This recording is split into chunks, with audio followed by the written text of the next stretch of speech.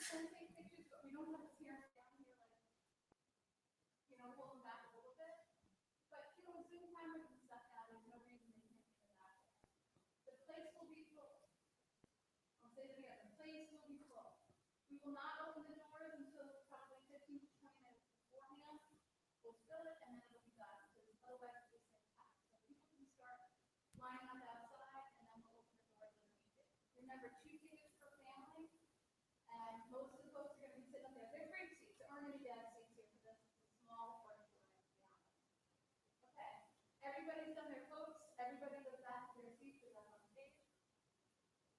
After that, then it's time for the Hippocratic Oath. The Hippocratic Oath is printed in your program, and Dr. McCray will lead the Hippocratic Oath. You will read with her. So you will raise your right hand. You'll be looking at it and you'll be reading with her the Hippocratic Oath. I got goosebumps just saying that. It's a really cool thing, guys. This is like a big deal. You're going to start seeing pictures really quickly. So we have our students take it because you're going to be doctors, and this is like the first time you do it. You'll do it again at Carnegie Hall when it's official. Okay? After the Hippocratic Oath, you remain standing. Dr. Putnam will close the ceremony. Dr. Jean McCray will go down to the second row. The marshals will go to their rows. And after Dr. Putnam closes the ceremony, he will ask that all families, parents, and families remain in their seats until our students have left the hall. You guys are going to have the first dibs out of the ceremony. That's in the row for the reception. Okay? Don't stop. What's going to happen is the whole second row is going to go up. You guys are going to stay and just leave that. But Jean McCray, you're going to follow them all the way out. Go all the way to the back, out, down the steps, and be careful, because some people wear high shoes. Be careful, because you're going to go down a few steps. You're going to go straight out through the atrium, outside to the grove where we had lunch yesterday, and don't stop right when you get out there. Go all the way into the grove, get something to eat, get something to drink, because it'll be a good 10 minutes before your family's going to be out there. Okay? If you are going to meet your family out there, tell them, Mom, I'm going to be all the way far back in the middle, or I'm going to be all the way to the left. Pick a place out there, because everyone's told us to stay in their white place. All right? After all of you have left, then the families all will converge and follow you out. But it takes a while because there's so many people going into one exit for them to all get out into the grove and meet you. Okay? Do not come back in. Do not veer off and go to the restroom because people will follow you. I'm not kidding. So seriously, just go straight out into the grove and start to enjoy the reception. All right. Any questions about White Grove? Yes. Yes. So it takes them about, I'm going to say a week just to be safe. They edit it, they put credits on it and everything, including the names, and then it'll be put online. So it'll be on YouTube, and the link will be sent to all of you. So you can send the link to anybody you want. You can post it on your Facebook page if you haven't closed it based on what I said before. But yeah, it'll be free for you to distribute to anybody you would like to send it to. They'll also be taking pictures, and they'll make a photo album. It's not going to be every person, but they're going to take a lot of pictures of the day that you'll also be able to download of you all doing the Hippocratic Oath and those kinds of things. It'll all be on the website. Yeah, and that'll also be on the website. And if you did not yesterday pick up your tickets, I have the people's tickets who didn't pick them up in the front. So after we're done here, come up and see me, or actually come see me in the back, and I'll have your tickets. Any questions? Parking, there's lots of area. Valet parking will get filled up. Hopefully your families are going to participate in the Spouse program or the family program today. So they'll be here in the next half hour, 45 minutes or so. They're going to be busy while you're busy. When you're finished, and you probably will end up 2 minutes early, you can go to Lecture Hall 1 and meet them when they come out. Give them their tickets if they're there, or your spouse is going to the Spouse program, and meet them, maybe have a nice lunch. But remember, you're back at Lecture Hall 1B. What time? 1 o'clock the latest. If you go a few minutes early, get your coat, that's fine. This all happens very quickly this afternoon. And something to remember about the coats, because everyone forgets. Remember that you're going to be wearing that coat over sweaters. You're going to be wearing that coat over equipment. Your coat should not be tight-fitting stuff you would wear to the club, right? All right, because you're going to need to put stuff under it. So make sure, you know, it's not a fashion statement, it's a white coat. Just remember that. Okay. We have a few minutes, so I'm going to just do a couple of announcements, things people have been asking. Hold on. That's what I was just going to do. Okay. Dean Christopher just asked about the boat ride. What's going to happen later on today? I think there's about 30 or 40%, 30% of you who are planning on bringing a guest to the boat ride. It is at 42nd Street and the Hudson River Circle Line Plaza. It may say SUNY Health Science Center or SUNY Downstate, whatever it's going to say up on the chart. It'll tell you which where we're going out of. There is 3 buses that are going to be outside, 395. As soon as we fill the first bus starting at 4:45, the buses will leave and head to New York City. Excuse me? Guests are not permitted on the bus for insurance purposes. And you don't have to take the bus if you prefer to take public transportation. If you want to leave after White Coat and change, whatever. Remember, it's a Circle Line bus, a boat. So whatever you feel comfortable wearing, there'll be people in shorts and t-shirts. There will be people dressed to go out after. That's totally up to you. Okay, so anyone is free to go and meet us there, but I suggest you be there by 6:30 sharp at 42nd Street and Circle Line. Make sure someone that you know is going to be there has your number so that if you're running across the street, maybe we hold the boat for a minute or two, or you're trying to park and, you know, whatever. But we really do try to leave on time because then we're back on time. There is parking right on the pier. I don't know the cost, but right in the middle of where you pull on at 42nd Street, there is plenty of parking. It might be $40. It's New York City, guys. $10 valet is not seeming so high right now, right? Yeah, Okay, and if you're taking the subway, any subway that goes to 42nd Street you can take, and then you can take the M42 bus. Make sure it's the one not going to the UN, it's the one going to the west side. And it drops you literally right in front of the Circle Line building. It's the last stop. Otherwise, So if give you're taking the yourself time to subway, walk. you can take the M42. They go back and forth on 42nd Street. So you're going towards the Hudson River, guys. Everyone Not the knows UN. Wrong that's side. that way. Okay. And we talked about food and drink on the bus. They're probably going to look in your bags to make sure you're not bringing a 6-pack or whatever. And there is concession stands down on the pier for hot dogs and stuff like that. The reception will have heavy hors d'oeuvres, and if you get out there first, you'll have your selection, and you will get out there first. But it's not dinner, it's hors d'oeuvres. So if it's important for you to grab something to eat, make sure you plan to do that. The buses, I'm hoping will get there in time so that people will be able to get off the bus and grab a bite to eat or something before they get on the boat. Yes. There is a concession on the boat. There is a bar on the boat.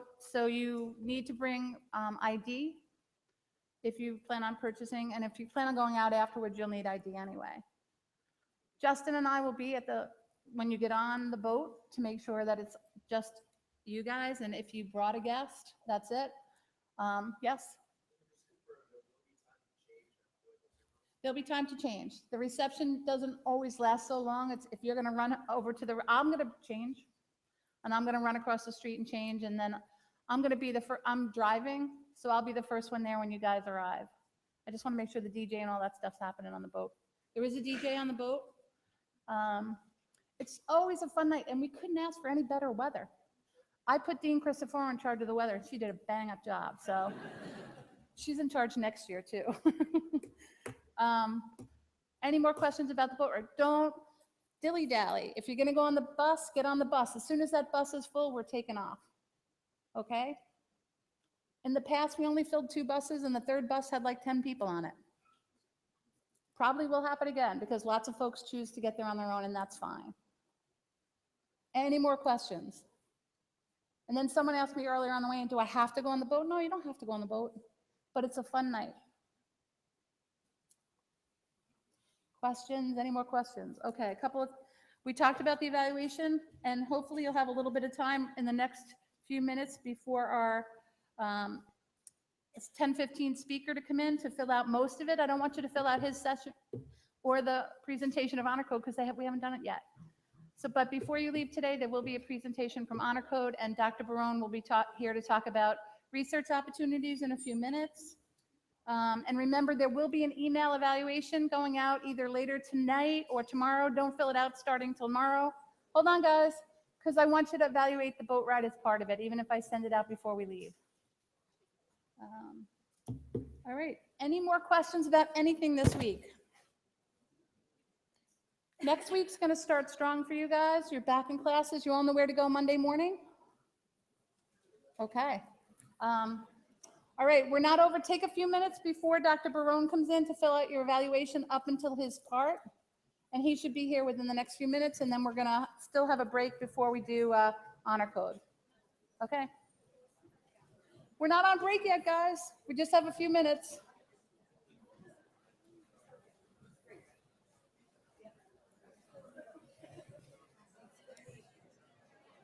Skylar, can you call Dr. Barone, please?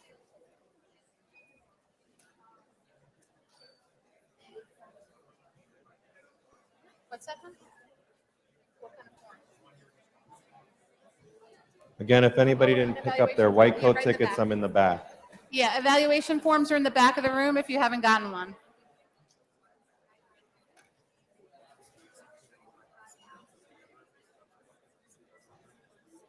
If you did it, then it's done.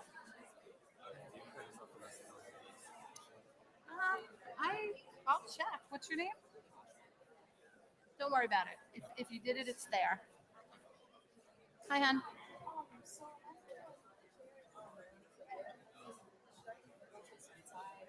No, the ramps are up there, and then she'll be right there in the back in the middle. Yeah. Yeah. Well, we are going to have some seats, but we'll leave some space for wheelchairs. No worries. We do it all the time. Yes, unless you're not going to go because of it.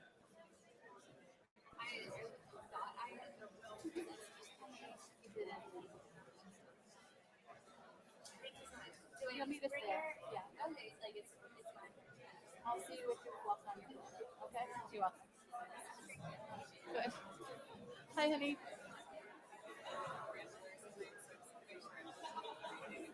Yeah. If there's somebody very old standing there, we'll probably don't tell anybody, but we'll let them in a little earlier.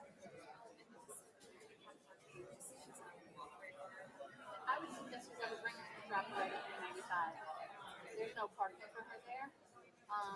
But if someone drops her off, 95, wheels her in, and then she comes out and parks the car, that's probably the best bet.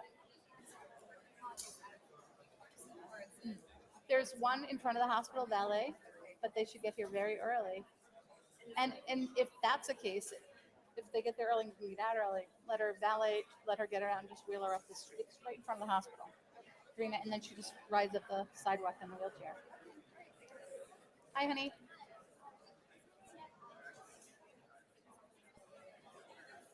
Yeah, she's reading the names. Yeah. Yeah, just make sure she has you right.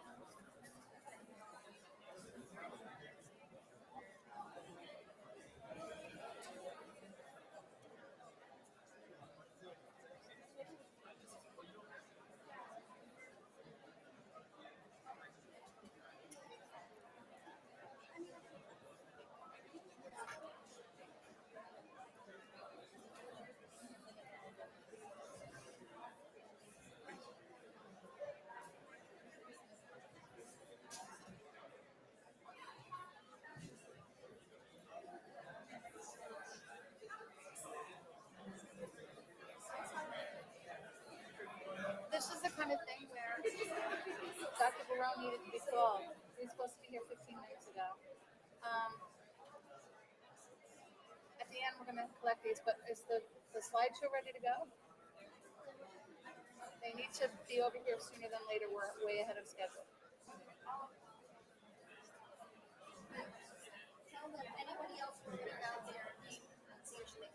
Okay.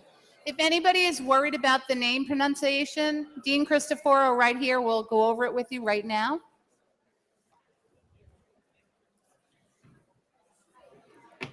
and aim. Oh boy.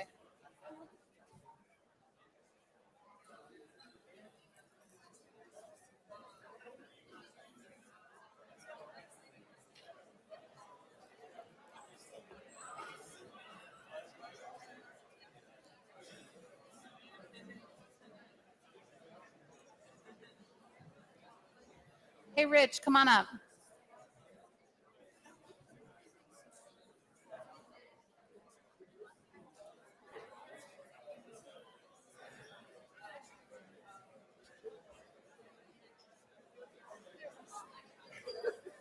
That's going to be your seat. What happens when you're going to be here at the very beginning? Justin's going to be on that side, bringing them in. Hi, did you have a quick question? No, that's okay. What's your name? No, that's okay. Did you? I hope we have room on the boat for all these add-ons. We were fine as we did the cutoff on Monday. Okay. Just me, but okay. Hopefully they'll come. Okay. And you'll meet us there. Okay, thank you.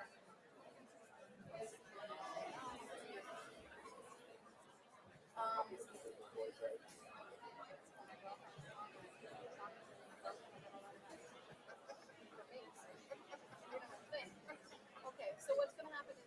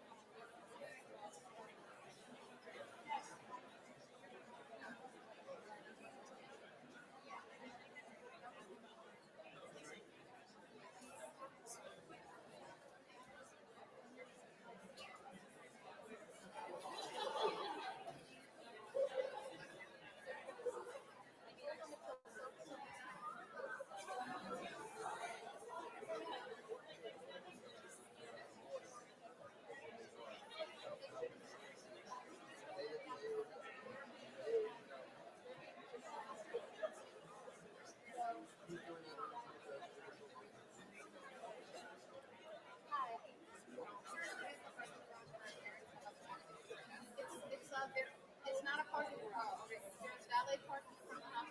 Oh, okay. Great name.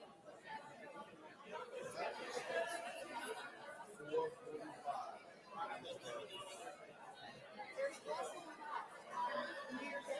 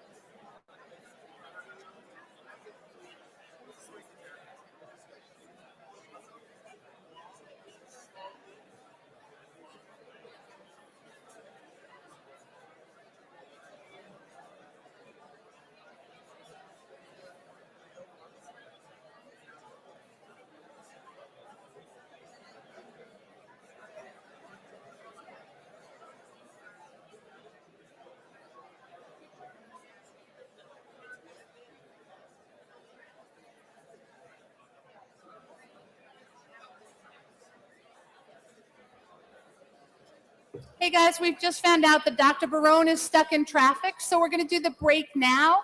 So we'll see you back here at 10:30. There's fruit outside. If you want your pronunciation name, you can stay online, but there's fruit for you outside right now, right outside. And come back 15 minutes, 10:30.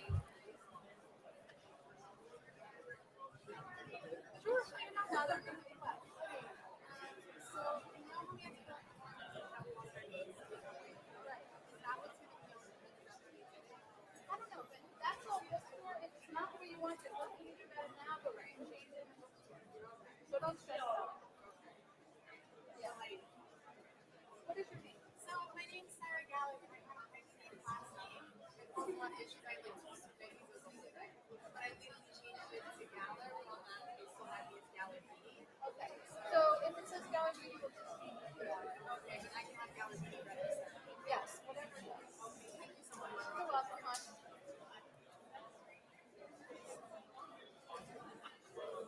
Okay, this is the deal.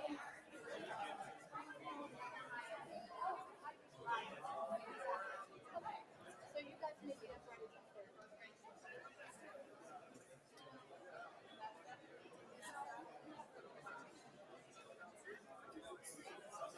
I think so. No. No, not at all. It means that we'll end 15 minutes earlier for the slideshow. So you would go till, you're supposed to, so if you start 15 minutes early, you would go 15 minutes less. But if you end at 11, it's not going to be the end of the world. Okay? Because we'll be ready to go with the slideshow at 11.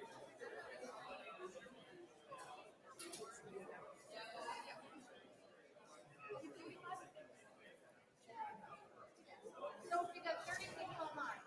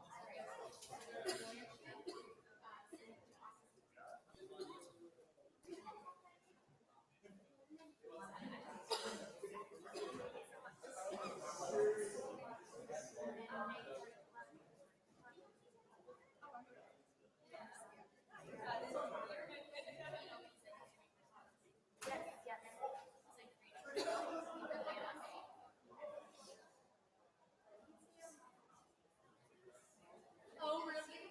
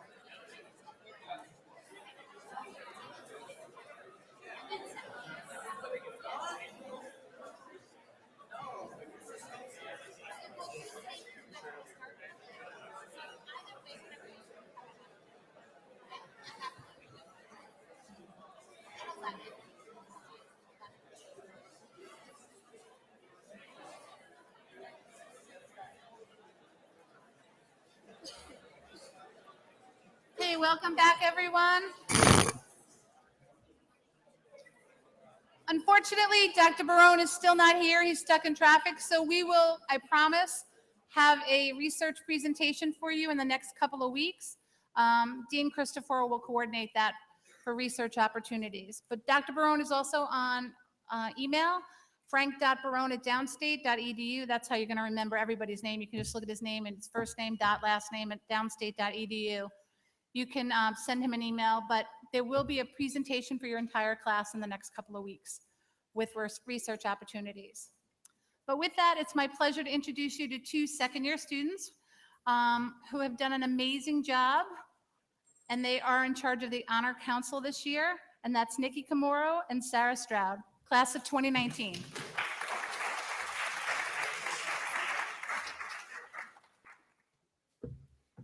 Hey, good morning. How's it going? I'm Sarah. And I'm Nikki, and we're your second year Honor Council representatives. So today we're just going to be reviewing the Honor Code.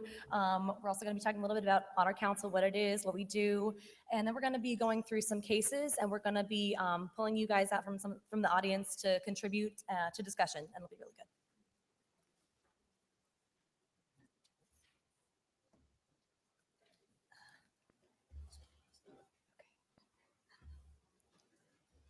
Just trying to figure out how to work the PowerPoint. Give us one moment. It's just like friends that together. Yeah. Is there a clicker? There's a pen. Maybe we'll touch that. No? You know? Just. There's a clicker. Mm. Oh, sweet. Okay.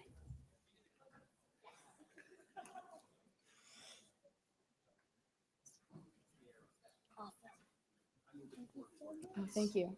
Great. Okay. Okay. So what is the Honor Code?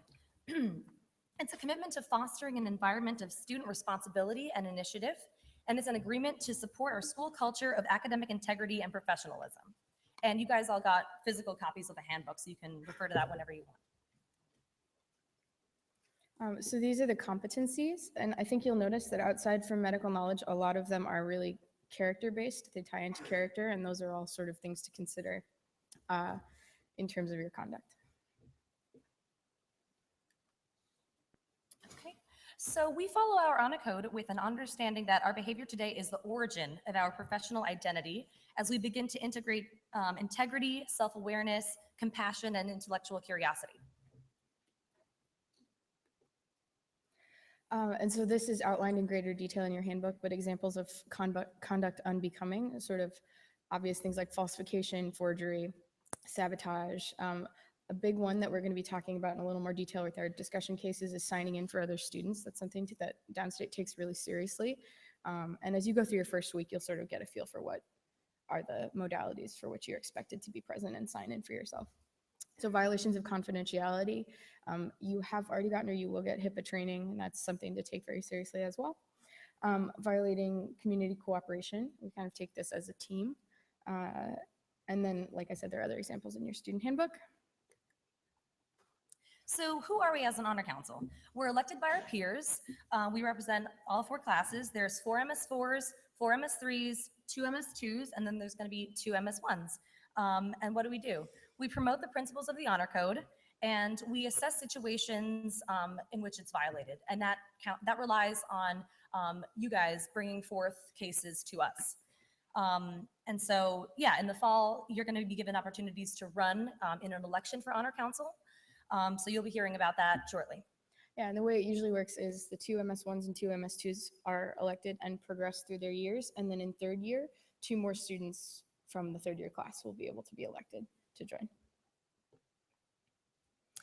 So if the Honor Code is violated, there are a couple of different ways you can contact us, and we'll review those again at the end. Basically, you're encouraged to submit an Honor Code violation form. It can be found on Prime, and you'll become more familiar with Prime. It's under community groups. There's a sort of an incident report form that you can fill out. You can also contact us at our Gmail address, which we'll show you on the last page. And you can always feel free to reach out to either Nikki or I personally. We'll give you our email addresses too. Feel free to report anonymously. Okay, and then we'll assess these cases, as Nikki mentioned, and we make recommendations to the faculty as to how to approach them.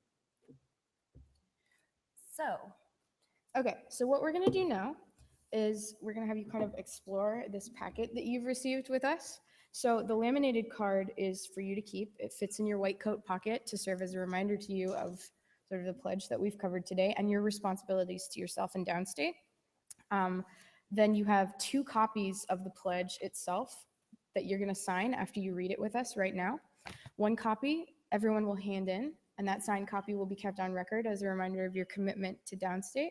And then the other copy is for you to keep as a reminder of your commitment to yourself. So, okay. All right. If you'll read it with us, Nikki will Yeah, begin. you guys can join along.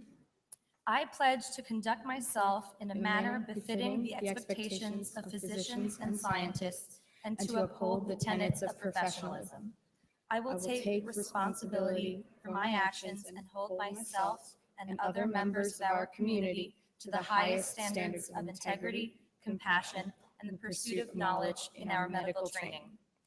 In the spirit of self-governance and self-responsibility, if I ever have knowledge or suspicion that any of the above standards may have been breached, it is my duty that I responsibly report such information to a member of the Honor Council or to the appropriate school administrator.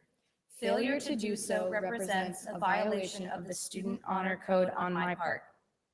I understand that unethical behavior violates the spirit of medical education, and if there should ever be suspicion regarding my actions, I expect a fair review with due process, and I will cooperate to the best of my abilities.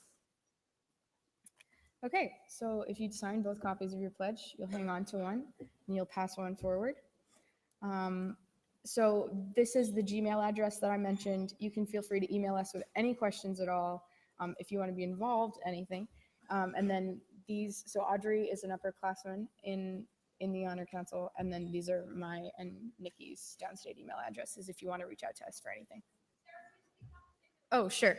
Sorry. So those are the 3 contact addresses for 3 members of the Honor Council, including myself and Nikki. Feel free to reach out to us for anything. And then that is the Downstate Honor Council Gmail address. Okay. So I think now, once we've signed those forms, we're going to progress into just a couple of ethical scenarios for discussion. And what we'll do is we'll kind of look over the case, we'll read the questions, you can take a minute to think about it. And then if you'd like to comment or answer one of the questions as we pose them, you can raise your hand and Matt will come to you with a microphone, okay?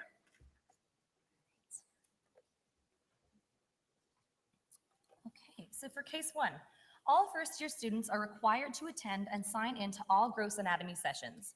Matt is unable, but asks Ashley to sign in on his behalf. Ashley signs in for both she and Matt. So here are some questions for discussion. Is there a breach of ethical conduct? And if so, how? How could this situation be avoided? What does your signature mean when you're a doctor? And how could the actions of the individual or individuals in this scenario reflect the medical profession as a whole? So you can take a minute, and then if you want to answer the first question, raise your hand and Matt will come to you.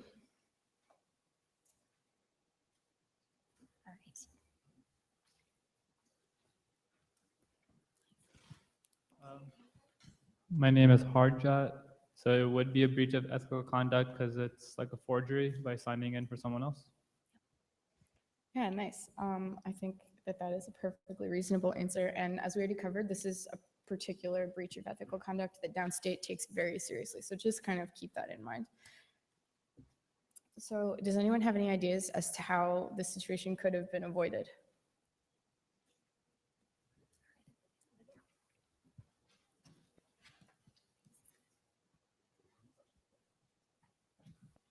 Hey, my name is Dylan, and it could have been avoided if he just emailed the appropriate people with his explanation of why he'd be absent. Absolutely, absolutely. As long as you fill out the appropriate paperwork, I mean, the faculty is very lenient when it comes to excused absences. So, I mean, Matt could have simply just filled out the absence forms, and that would have avoided this entire scenario. So, good.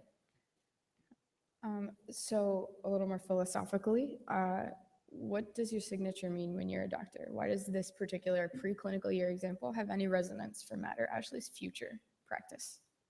All right.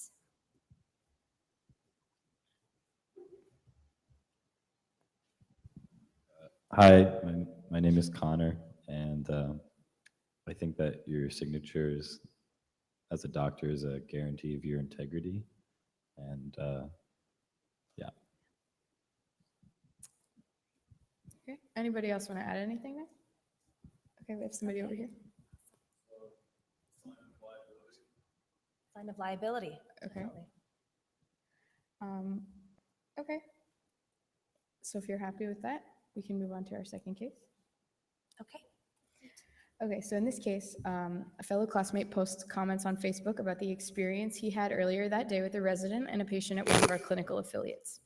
The post includes a comment that the patients should bathe more often. You're friends with this classmate on Facebook. So would anyone respond? And if so, how would you respond to this person?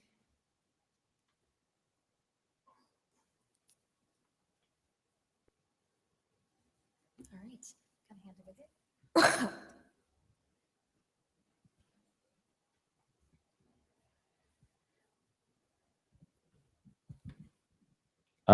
I would talk to this individual on a personal basis just to tell them that that might not be an appropriate thing to say and for him to take it down. So you would respond privately?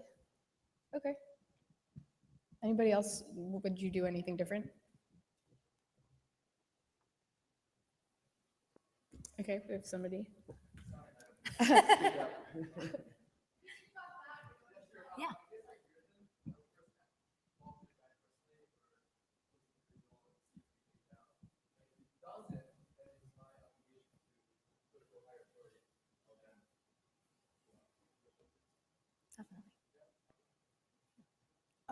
Okay, so it sounds like a few people are considering responding to this classmate. With that in mind, I would kind of want to probe you and ask, why is this a breach of ethical conduct? What is the breach that you're sensing that you would respond to? We have somebody over here.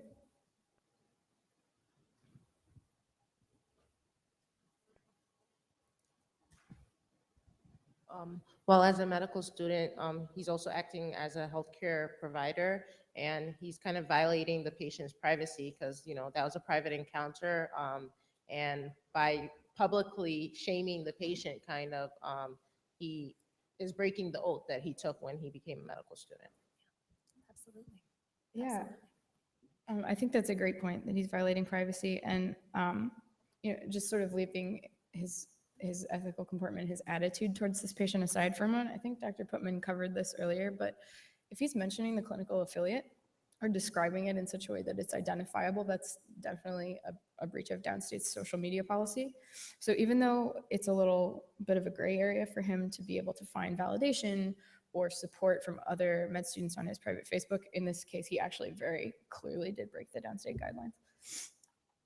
So with that in mind, as a medical professional, as one of you has pointed out that we are becoming, what would you consider the line for yourself? Where is it appropriate and inappropriate to post something on social media? All right. Hello, my name's Andrew, and I think an appropriate post would be, really enjoyed my surgical rotation today, or as a post saying, really enjoyed my interaction with Mr. Blank today would be inappropriate. Okay, so you're focusing on like identifiable details? Yes. Do you think that, like, could you imagine a way that he could have posted about a negative experience in a way that would have maintained ethical conduct? Yeah, you could just say, I mean, I feel like as long as you leave out specific details, you could just say, oh, the hours are long, feeling a little exhausted today. But I think, associating with an institution or a particular patient is when the line's crossed. Yeah, I guess just to kind of finish up this, you may have something to add, but for me, part of the problem is that he kind of refers to all of the patients at this particular clinical affiliate. His attitude is sort of like reinforcing this dynamic that's unhealthy and unethical. Yeah. And honestly, it's a HIPAA violation to even post a picture, even if you're not exposing his like name or anything. Like if you don't have them fill out a form saying that it's okay for you to put my picture on, any form of social media, it's a violation. And in addition to being a violation of confidentiality, it's also a violation of clinical integrity because, it's a negative and degrading sort of light that this physician or this classmate is portraying the patient. So if that patient found out about it, it could be potentially harmful. And so it's a violation of our honor code on multiple levels, really. Okay, and just to wrap this case up, do you think that this classmate's actions reflect on the medical profession as a whole, and what do they reflect? All right.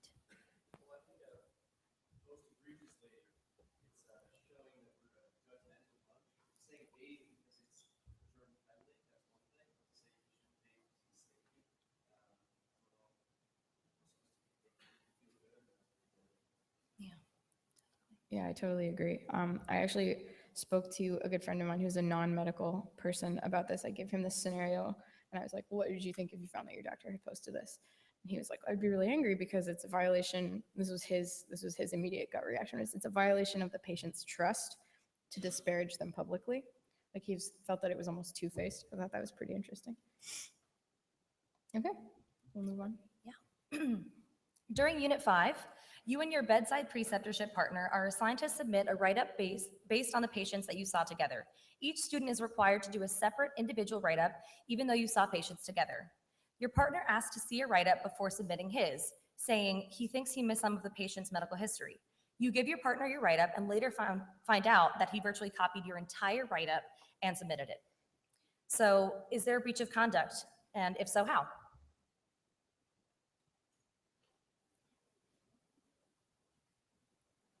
All right.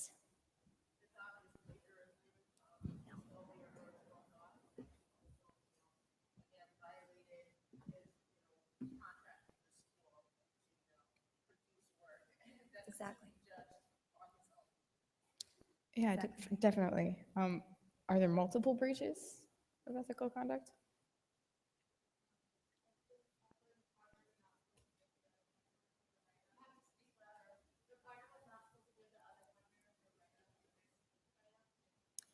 Exactly. So we call that unauthorized collaboration, and that's in your handbook and everything. So it's, yeah, that's definitely a violation of the honor code. So how could this situation have been avoided?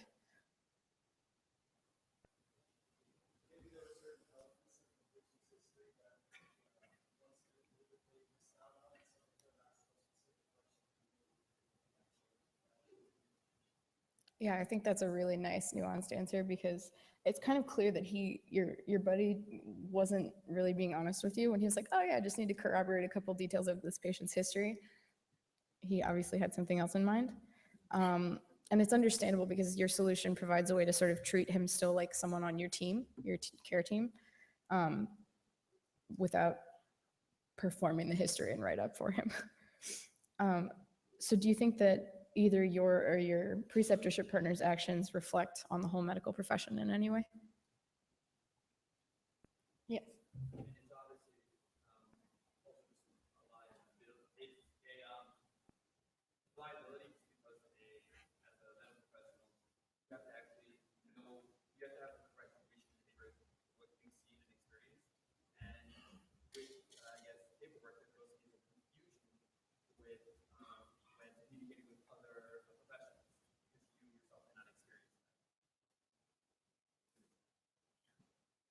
Yeah, I think that's a fantastic answer because this guy's going to be your coworker in the future, and you're effectively going to have to vouch for his word at certain times when you're acting as colleagues.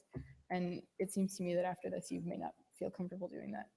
And one of the things that's really important to think about in the first 2 years is that you are going to face situations that echo that future teamwork, but you're going to need to be able to draw your own boundaries and say like, okay, just like this gentleman over here said, I'm comfortable helping you in this way up to here, where we can both vouch for the information that we know. Yeah. Okay, so let's do one more. We have time for the last case, yeah. Okay, so a student is permitted to take an exam a week later than her classmates due to a religious holiday. When she returns to school before taking her makeup exam, she hears her classmates discussing the answers to some questions that appeared on the original test. The student proceeds to take her exam. So how could this situation have been avoided? We know that this is some form of cheating, but how can we have avoided this?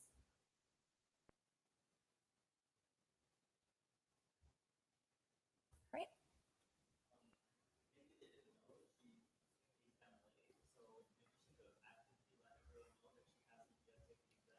Or if they did know, then obviously they shouldn't have been talking about it in front of her. Exactly. So you're focused on her colleagues having a breach of ethical conduct by discussing the exam? Or her. If they didn't know, then it's not really their fault. Then she should have been taking a more active effort to like let them know I still haven't taken the test, so don't discuss it in front of me. Yeah, someone else? I think she could also go to the professor, the faculty, and say, I've heard some of my classmates discussing the answers to the exam. I was wondering if like you could change some of the questions. I don't know. I think that's a better way to avoid cheating. Yeah, definitely. I think you both hit on some good points, which is sort of both people at fault here. It's tough because you can kind of imagine from both places, like you just finished an exam, you want some validation and support from the people around you who have also finished this exam. It is actually, for many of the exam modalities that we take, you aren't supposed to discuss the exam after you take it, especially because things like this might be possible. And also for the second student, it's understandable, I think, that because you sort of are in this situation where you're like, well, I heard this, but I'm already having this exception made for me to take this exam late. Like, do I really want to bring more trouble onto myself or the administration? It's understandable that she sort of like would have to opt in to ethical conduct, basically. So that makes it extra difficult. But with that in mind, do you think that her actions have any resonance for her future practice? Would they reflect on the medical profession?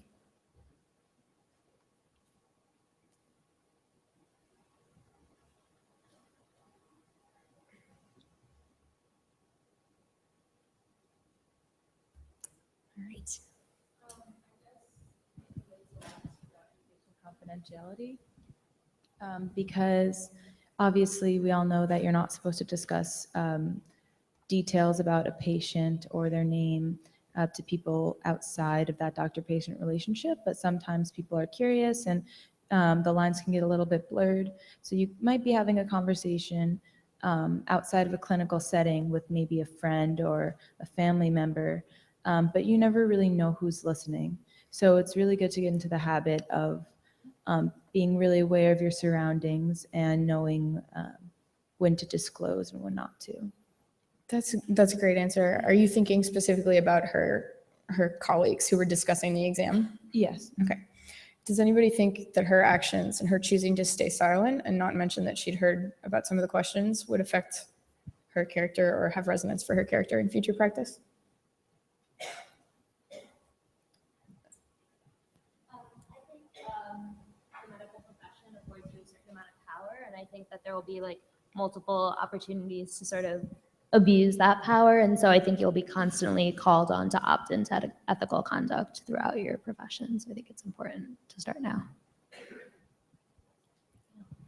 Yeah, I totally appreciate that answer. That was the thing that stood out to me the most when I was putting this case together. It's just that you basically are going to have to sort of consider that in the future, you may have to do something to be diligently for your due diligence that's going to bring irritation or anger on the part of a colleague or a patient, but you have to make sure that you've gotten this information, that you've covered this, or that you make sure that any kind of small mistake on your part isn't going to have negative consequences for anyone. There's like choosing to maintain your own integrity. Yeah. No, that's good. Okay, so does anyone have any questions or comments for us before we wrap up?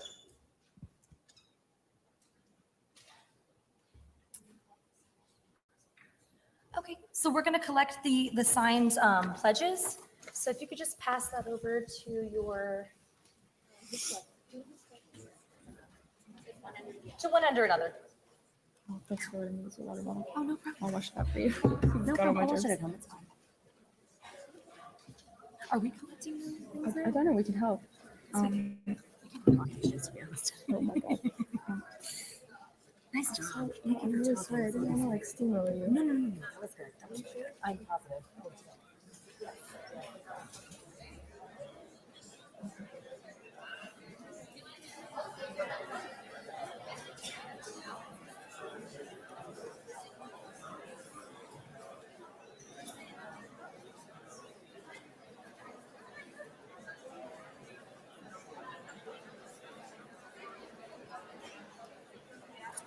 Folks, can we just give a round of applause to Nikki and Sarah? Thank you, folks.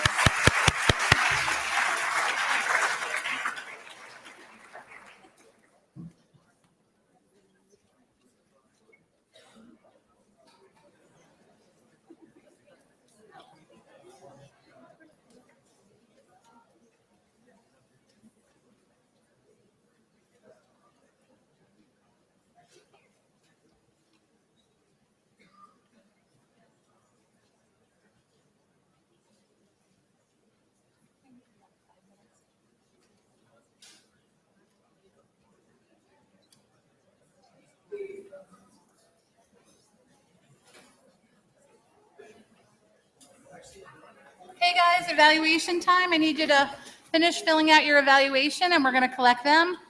And obviously for students' research, you can just leave it blank because it didn't happen yet. And again, I'm going to reiterate that there's going to be an email sent out. Hold on, guys. Can you just listen up? There's going to be another email sent out later on today after White Coat, but probably before the boat ride, but I don't want folks filling it out until after the boat ride because I would like that to be included in your evaluation before you submit it. And there's going to be a $100 gift card given out to someone who fills out that evaluation. We're going to have a random drawing. So you want to be in it for that. The ones that you don't put your name on this one. This is totally your opinion, but the emails will come to me. So your name will be on it. So we'll know. And I just cut and paste the things into an answer. So it's very easy. Okay, a couple of announcements before the slideshow arrives. It's being walked across the street as we speak.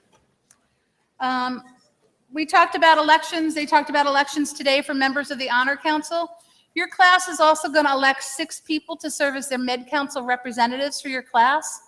Those elections will take place in the next few weeks. The person with the highest number of votes is the class president. That's just how it works. And what the election, whoever wins that will be the representatives through early spring. Then your class, after they get to know everybody, will have elections again. Okay?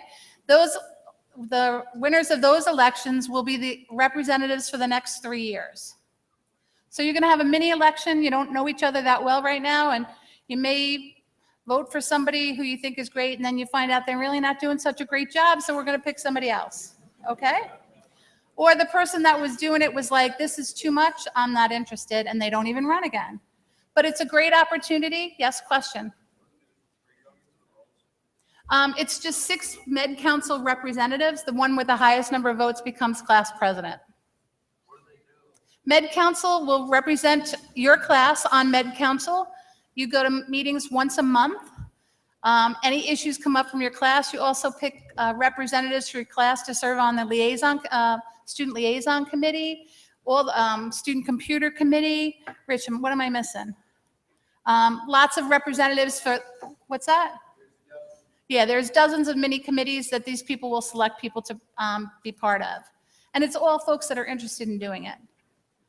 They meet once a month. Dean Putman is at all of your meetings. They meet over in the Student Center. The meetings are open to everyone, but it's a great way if you're interested in becoming a leader. I don't know if you know this, but like we have one of the highest number of people in department chair people throughout the country. They work hard when they're here, but they do great leadership stuff, and their leadership skills carry on for the rest of their life. Okay. I know that she's loading it now, so how else can I stretch this? Before we go with the slideshow, I just want to say that you guys have been an incredible audience. It's been a great week. White Coat this afternoon, I hope is going to be one of the highlights for you, as well as the boat ride this evening. Again, the orientation coordinators, Matt, Helen is in the back of the room, and Mike, who's across the street still, have done an amazing job coordinating this piece for you. The second years, we had over 50 second-year orientation leaders that made this week happen. I'm really hoping that you guys are sitting there going, I can't wait to do this next year.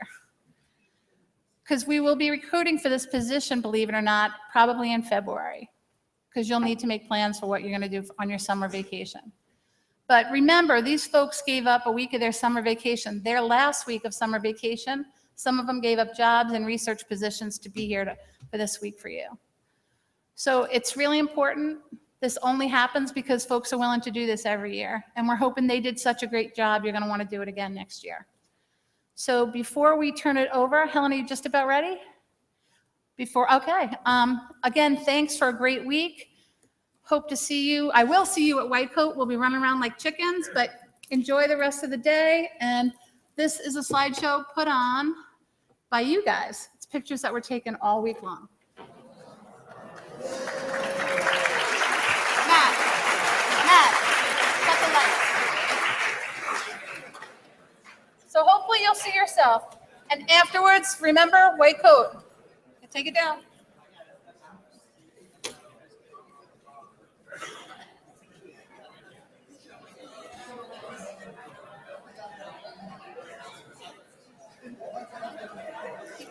You have to take down the case. Howard, you want to help him? Okay.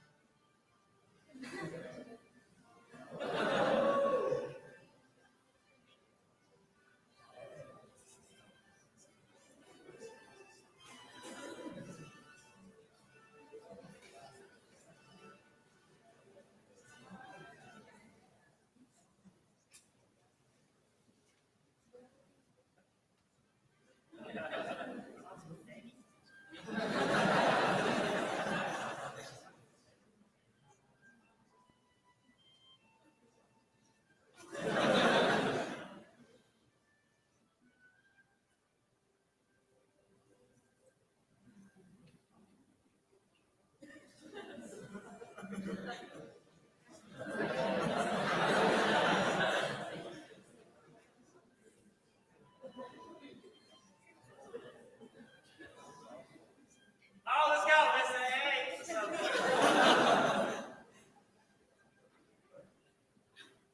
Oh, what's up?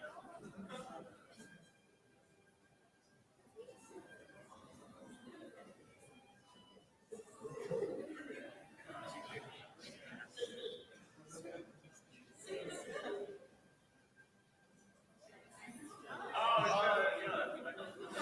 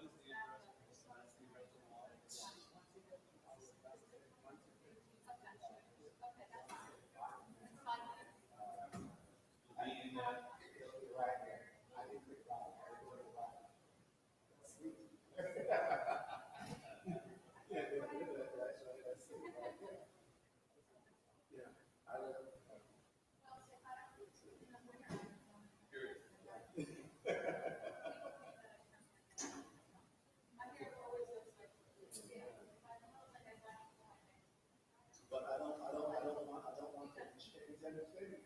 I don't want to play around with this until.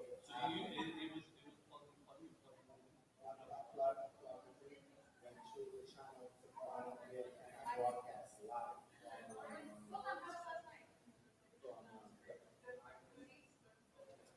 From downstairs.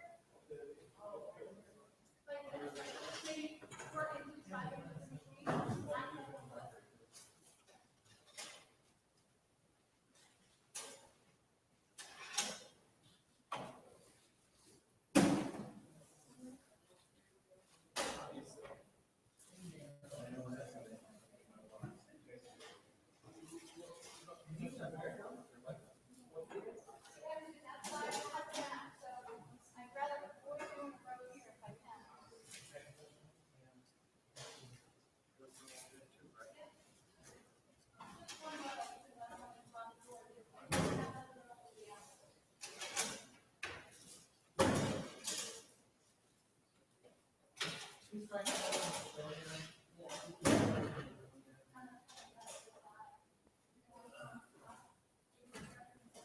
is unique.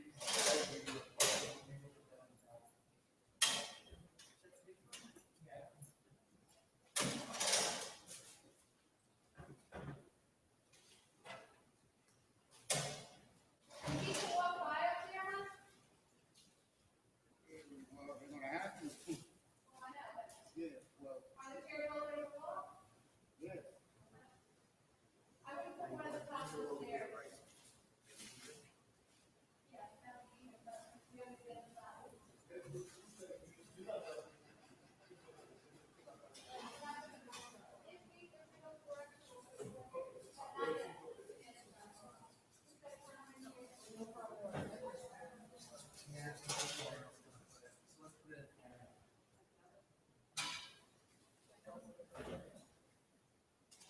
They don't have to. Wheelchair on the other side.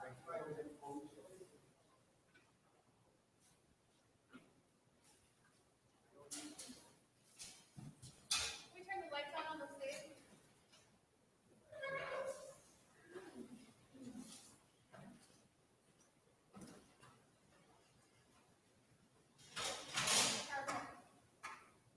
How many chairs on the stage, man? Sophie's doing the chair on the stage. Speaker. Jeffrey, Dean, speaker, two marshals. I think 7. They still have that? Are they outside the side door? Look, it's said, people walked out when I said, you know who it was, I just, I'm thinking of, wait, but I said, the parents program, I see the. Oh, the spouse program, I'm Steven. I don't have directions for you. Andy is a really good guy. Well, no, that's what I said to him, I said, I'm pretty good at how you met. He's like, oh, we go back a long time. And then I sent him, hey, I said, I'm going to, having lunch up in front of here. President Trump. Yeah, so the direction is I just said I was, so I'm. You want to take stuff from here?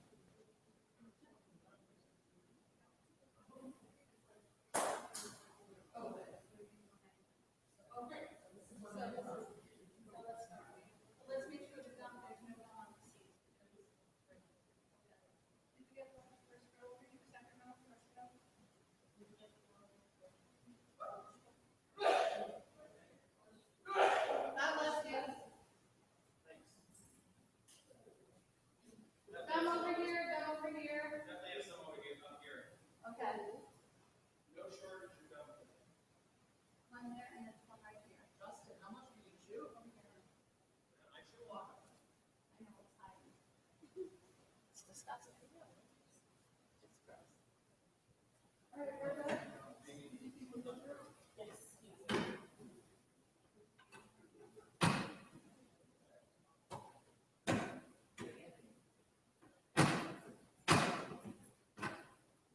You're coming here on the top, over here. Hey, can someone else come beside me? Yeah. I don't want to get on fire.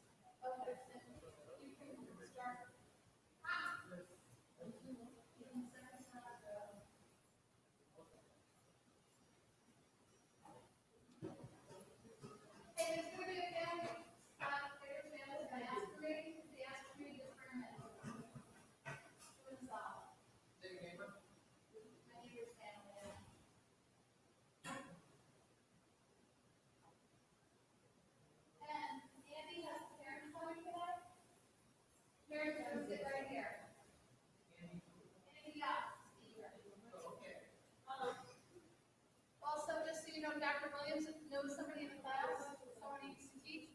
So I think he's coming to White Coat. Our Dr. Williams is going to sit in the first row. There's also Monica Sweeney, who is the head of the Alumni Association. Older, pretty member of graduation. But Monica Sweeney, you guys know Monica Sweeney? She's going to be sitting up here in the second seat. Dr. Lucchese, if she comes, will be in the first seat. It is not on his schedule. I do know that. Oh, I know. If he comes, he's going to be here. Dr. Williams is going to be here. And Rich Bennett is going to be here. Okay. Because he's helping with the lineup later. Justin's going to be on this side. And I'm better. Oh, Am you're, I sitting? oh, okay. I don't have a seat right. Oh, wait, you're, Skylar's going to be, not you. You're going I'm to not sure. Yeah, you're an usher. Skylar's going to be right here. He's going to be feeding in the line. And when I do the lineup in a little bit, you'll know. Cool.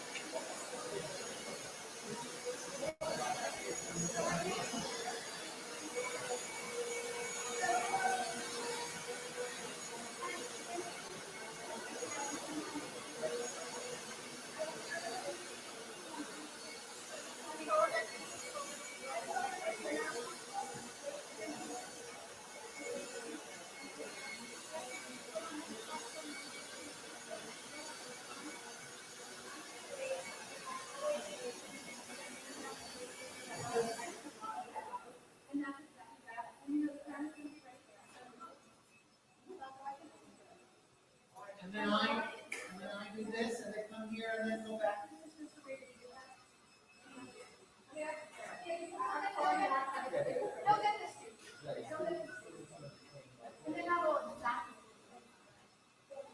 Make sure the collar is turned down, because otherwise you'll be more pictures.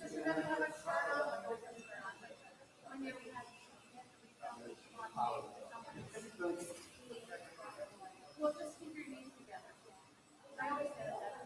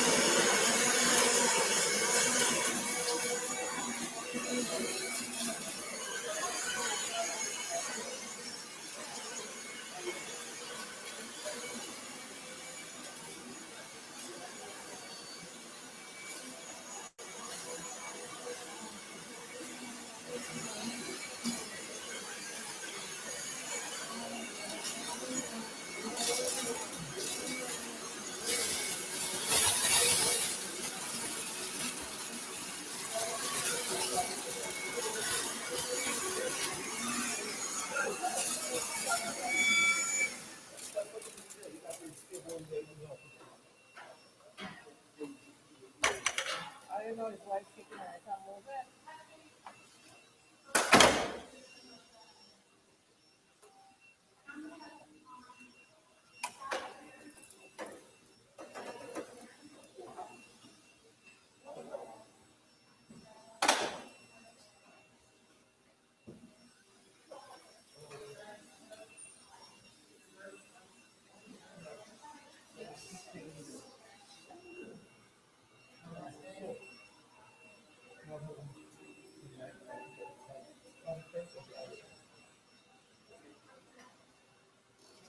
What time this thing start here?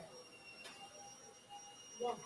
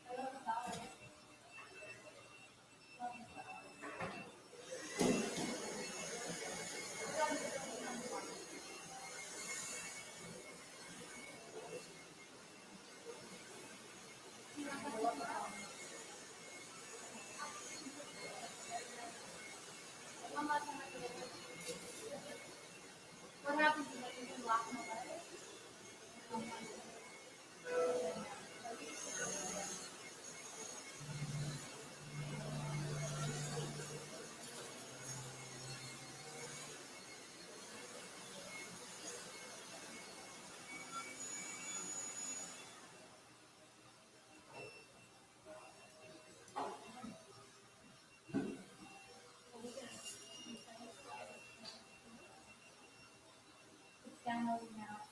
I love that question.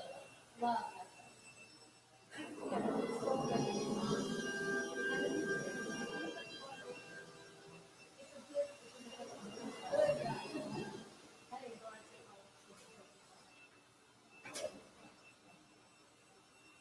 Does anyone know?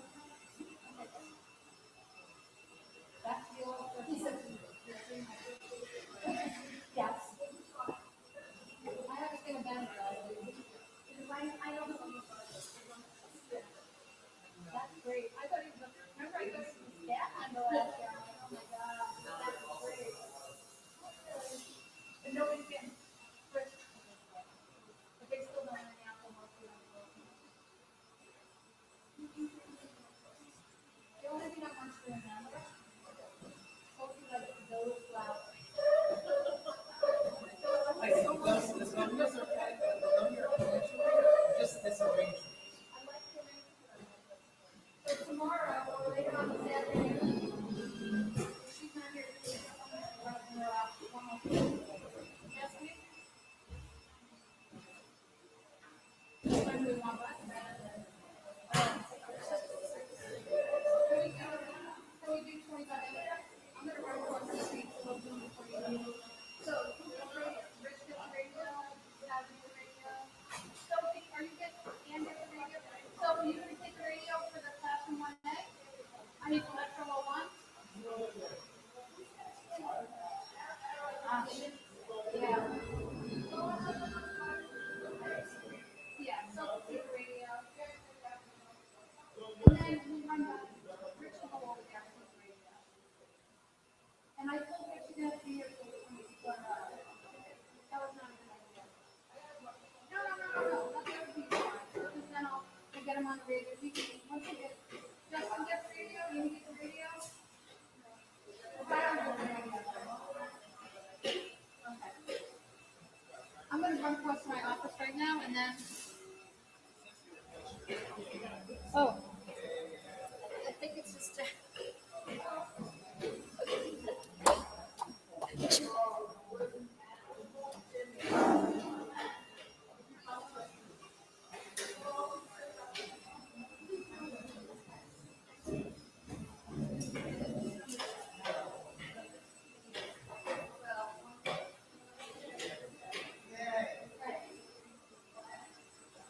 So this is the center one. So I'm gonna make.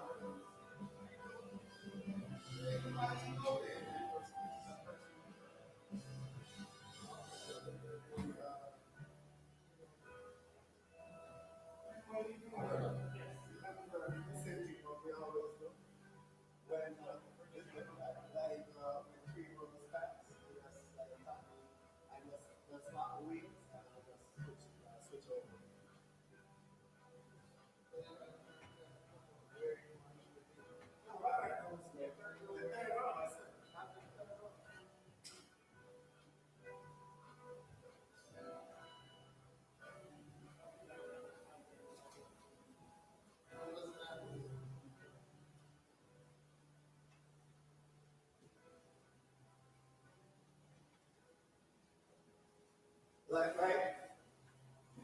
Robert.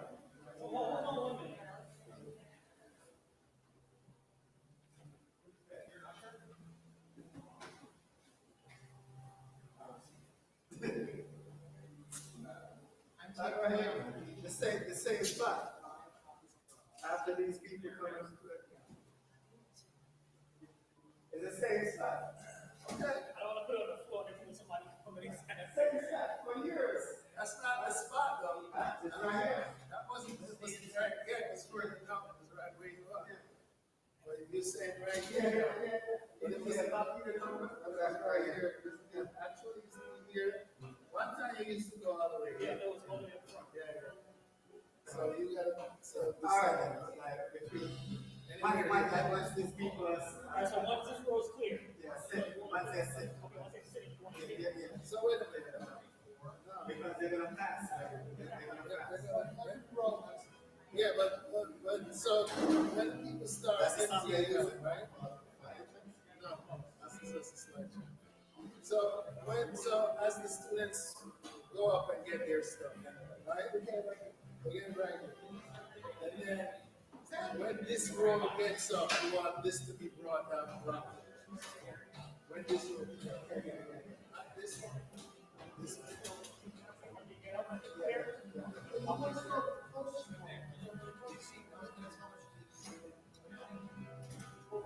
I think, remember, Lewis, you're gonna Lewis is always there with the just cute.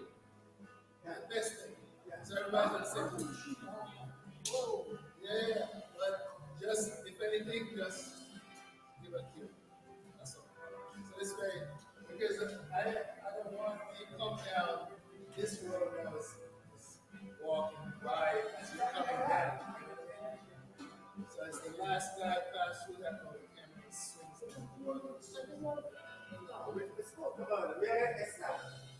gonna be right here, but these guys once these guys so when they come back to sit down, that will be when they come back to sit down and they see it yeah, but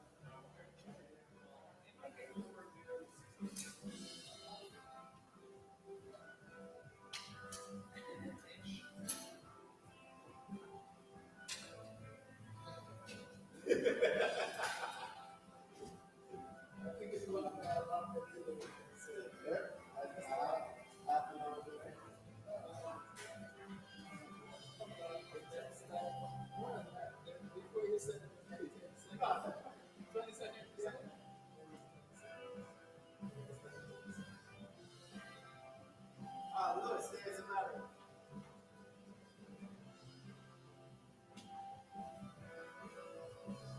Next time you guys rent the booth, that'd be fun. Just stay right here. Just stay right here.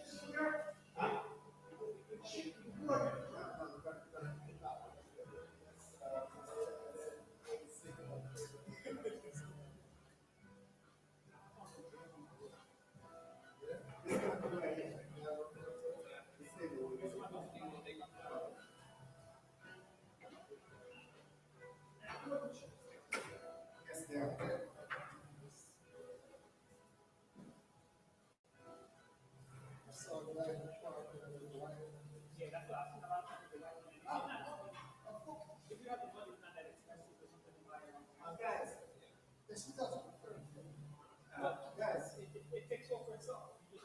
Guys, let me see. I'm gonna do my sound check. Here you go. No, you don't have to do it.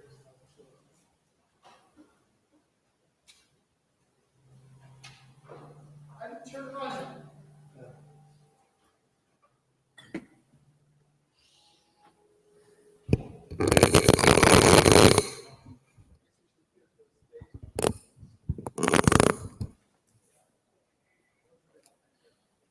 One.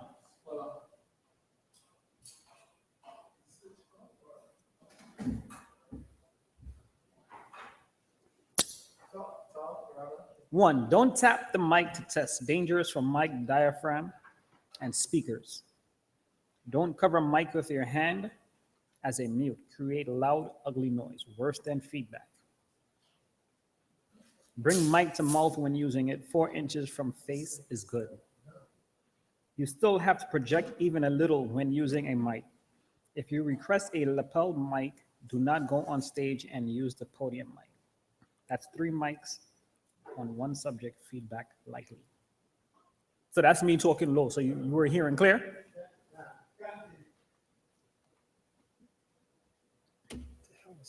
Somebody's beanie baby. Oh. Hello, kitty. So I'm talking from here. You all could hear me clear in the back. How about now?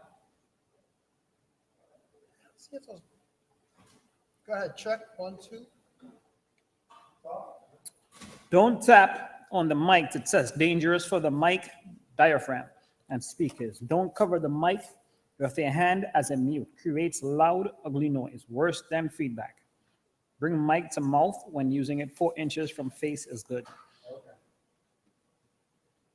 You think they're going to know what a diaphragm is? Let me make sure everything here is Too technical.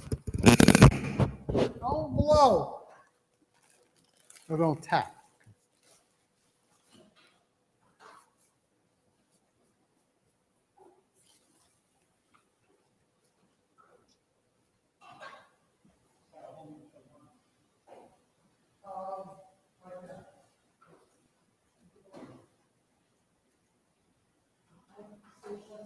Yeah.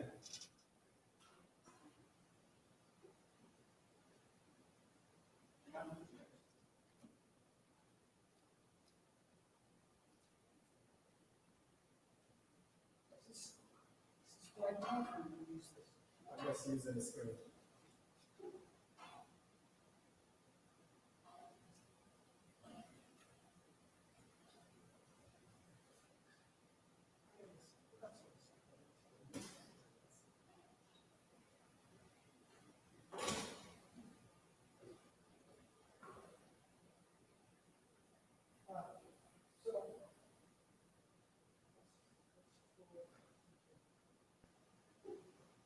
I'm going to cover right here. Yeah.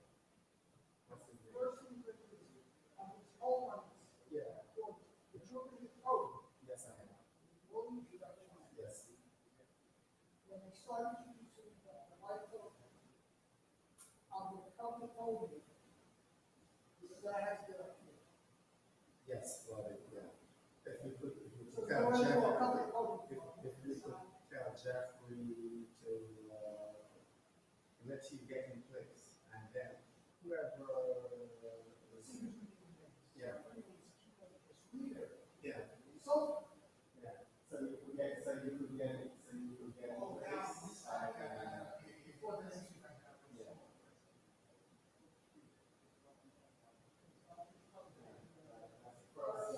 Then I'll just cover the faces. Yeah. Yeah. Let's get it together.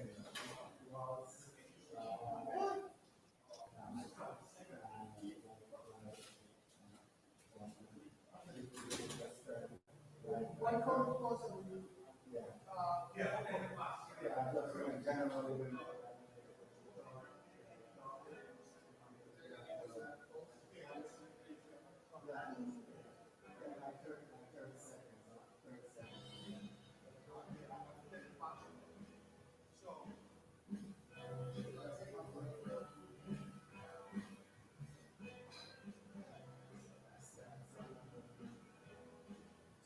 Turn this off. You're good for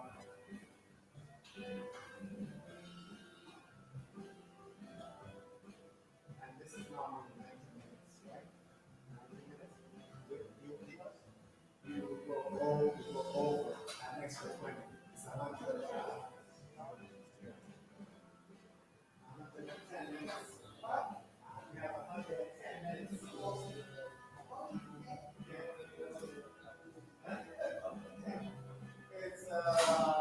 to 12 seconds.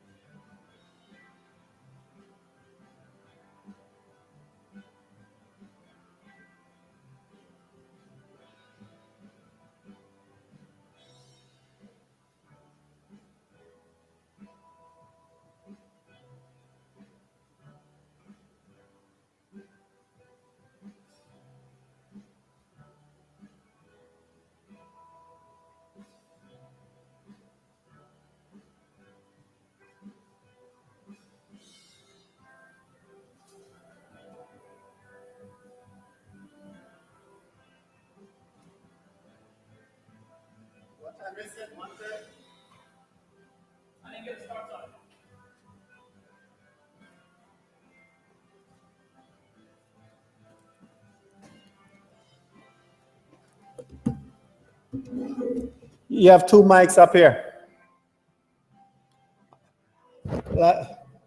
Like we're protesting you cutting your hair.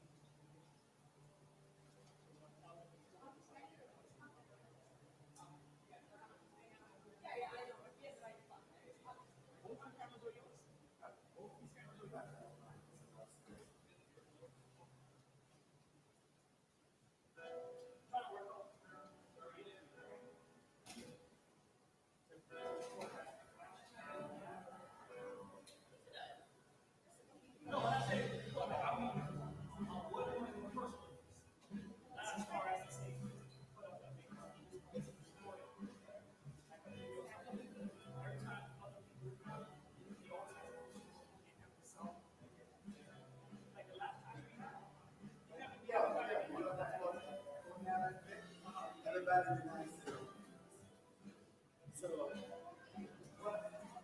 you got the feed from, where you get the feed from. This is so clear.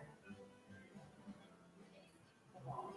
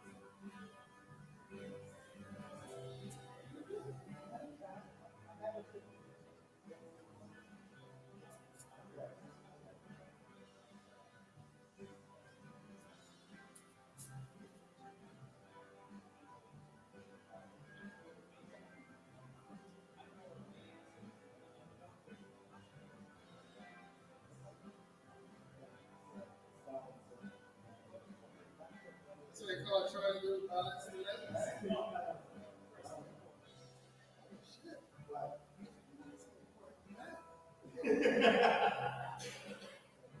We started. You know what? On this side.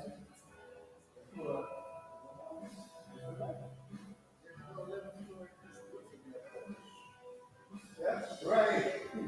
You have a swivel on the top to balance it.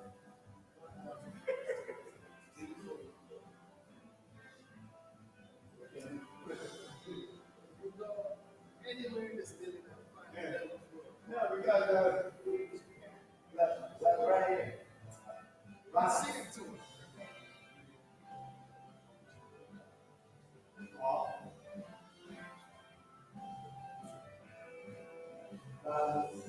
That doesn't make any sense right here. But you can kind of see it. It's a hump where you start. Right here is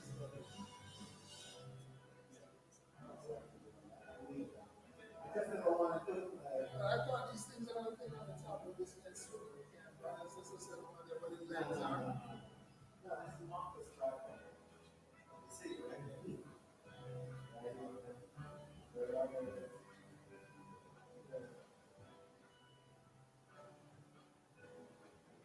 think if the foot is level, I thought these things have a suit here. Yeah, no, that's what I thought. Sort of like I could turn from on the beat. Yeah.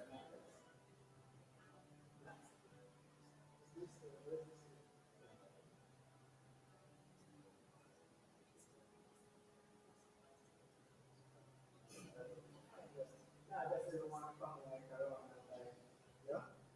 Because I'm like, I see the mistakes I was on the front. Is it like a one? Yeah. Yeah.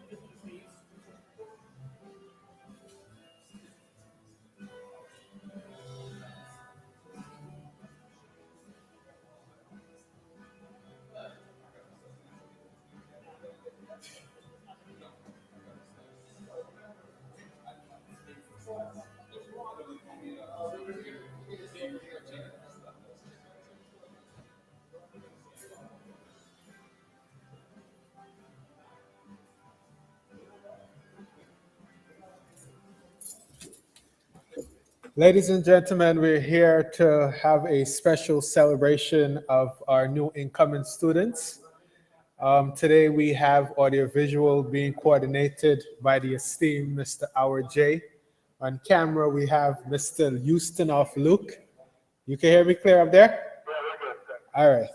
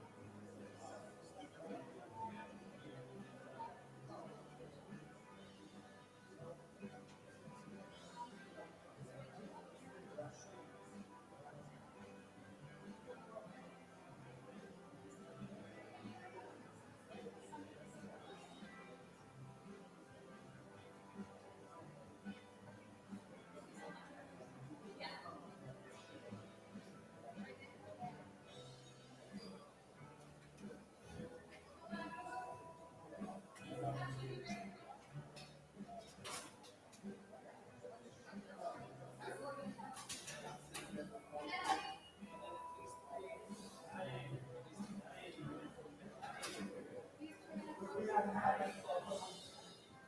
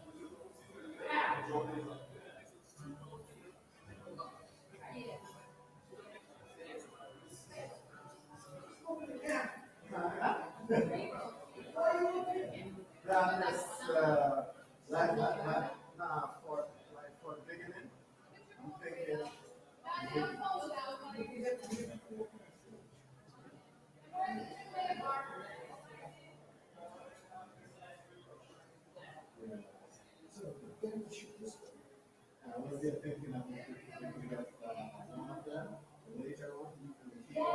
From this. I don't mind the detail. Yeah. Okay. So I could actually, I could spend most of my time. That's good. All right. You know, let me start then here. Okay. Shoot this down. Yeah. I have some stuff. Guys, we're opening the house. Opening the house.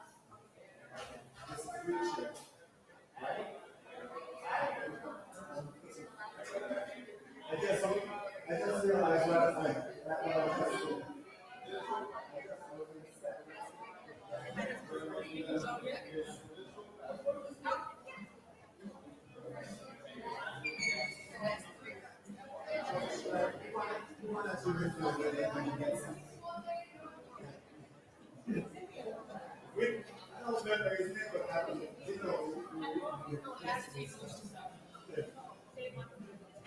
I'll be right back down to see if I do for you.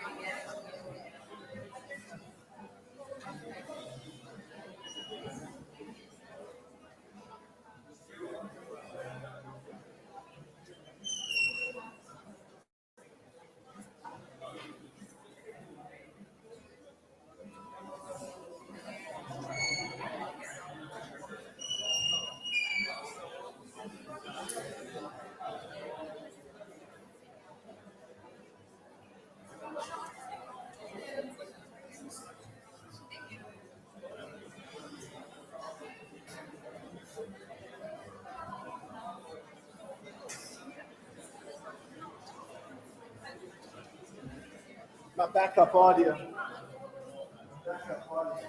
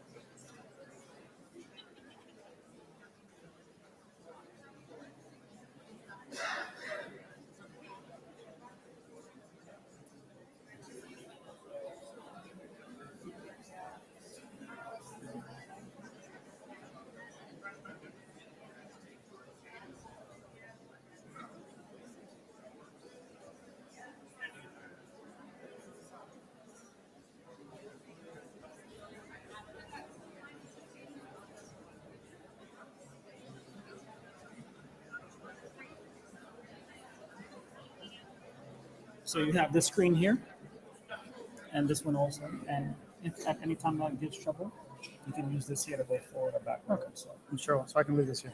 Yes. And I can leave this here. Sure. Okay.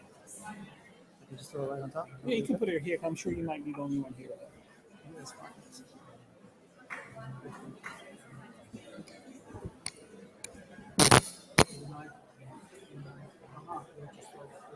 Yes.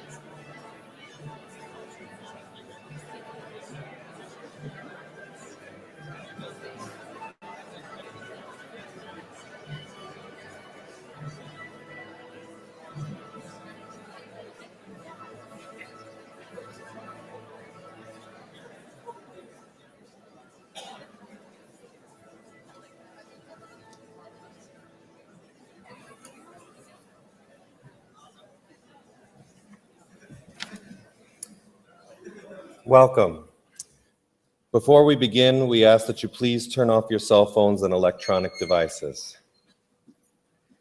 Good afternoon. My name is Jeffrey Putman, and I am the Dean of Students for the College of Medicine. It is my pleasure to welcome you to our 22nd annual White Coat Ceremony, which is sponsored by the College of Medicine and the Alumni Association of the College of Medicine. I would like to take this opportunity to thank one of our alumni, Dr. James Ferguson, and his wife, Mrs. Irene Ferguson, and the entire Alumni Association, represented today by Dr. Monica Sweeney, of the College of Medicine, for their generous donation in support of this important event. It is now my pleasure to introduce Dr. Carlos Patu, Dean of the College of Medicine.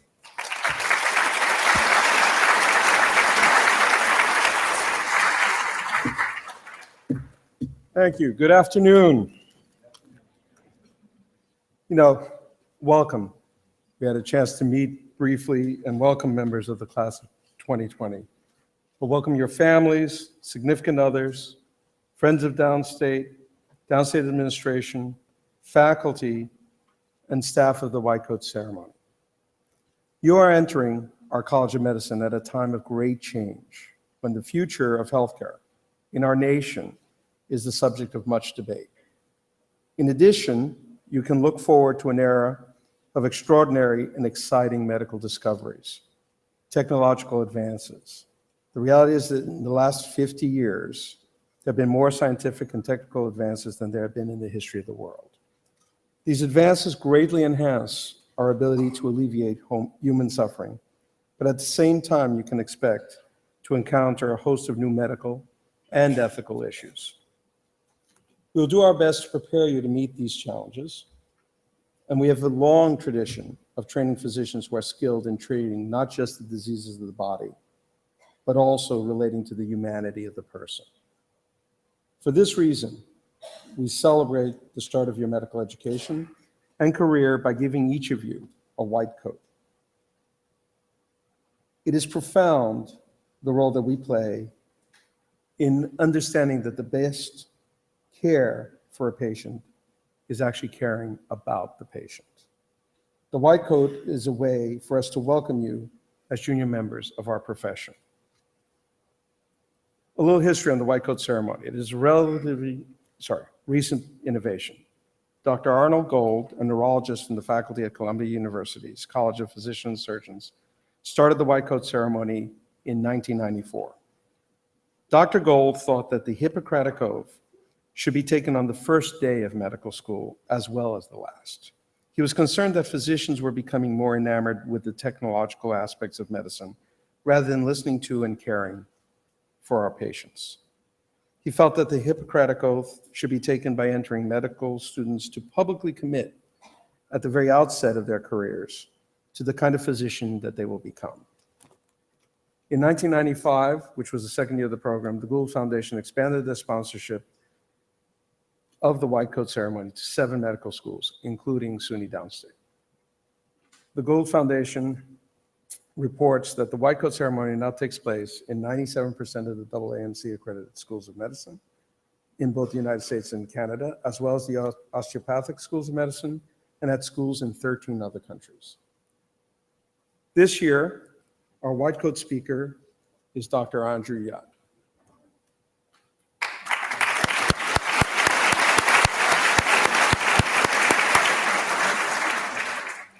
Dr. Yat is one of our very own. A 1996 graduate of SUNY Downstate's College of Medicine, Dr. Yat completed his residency at Boston University and fellowship in general internal medicine also at Boston University, Boston VA Medical Center. He earned a master's degree in epidemiology at BU School of Public Health. A practicing general internist specializing in hospital medicine, Dr. Yat serves as the Senior Vice President and Academic Affairs and Chief Academic Officer for Northwell Health, and is an Associate Professor of Medicine and Associate Dean for Graduate Medical Education for the Hofstra Northwell School of Medicine. There he directs Northwell's graduate medical education and medical student education programs and supervises the administration of the continuing medical education, faculty development, and alumni affairs. He's clearly hoarding all of the roles.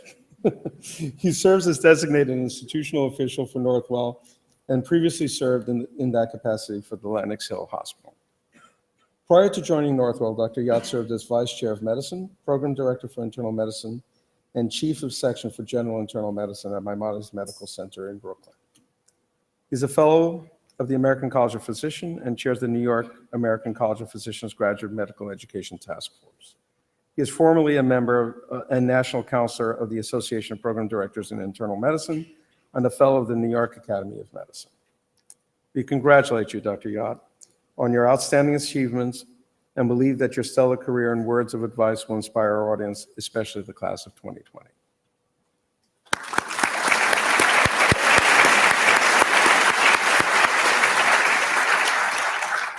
Please join me in welcoming Andrew to the stage. Thank you.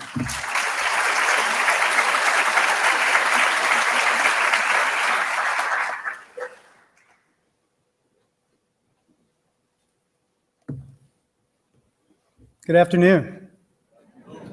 Oh, this is great. See, after the second week, they stopped doing that, so this is great. I'd like to give you all a round of applause. So could we do that, the parents, and you all for getting them? Thank you.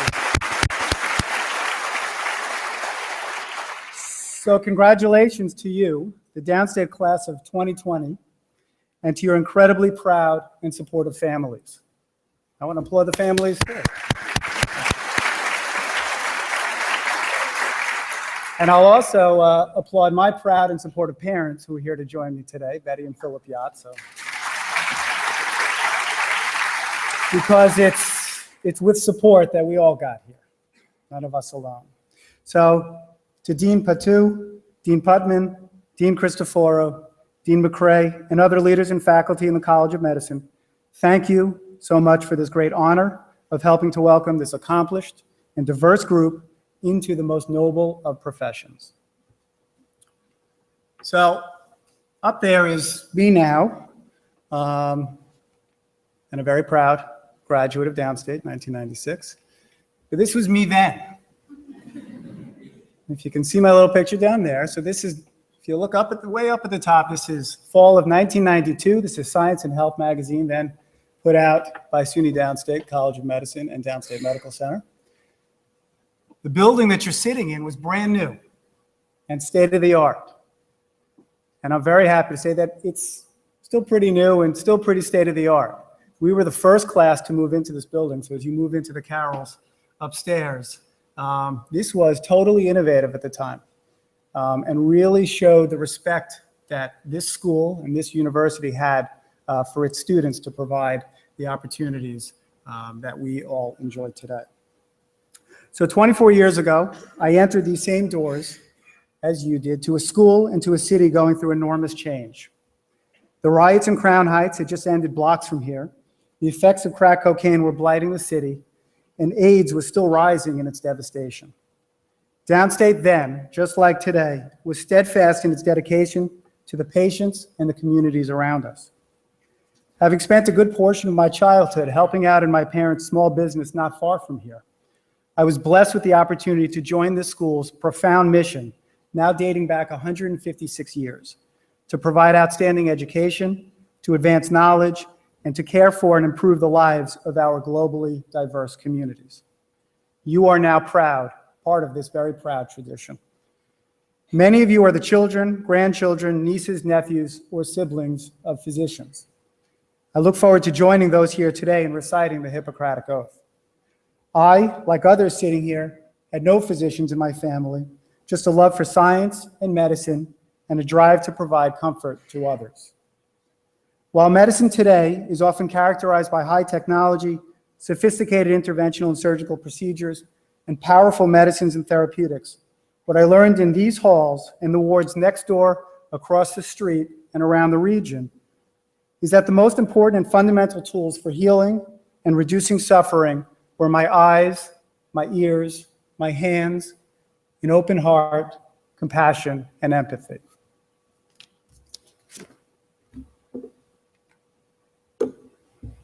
Deborah Kay was the first patient for whom I was responsible in my third year medicine clerkship. She was 30 years old with 2 young children and a husband who abandoned them a year before.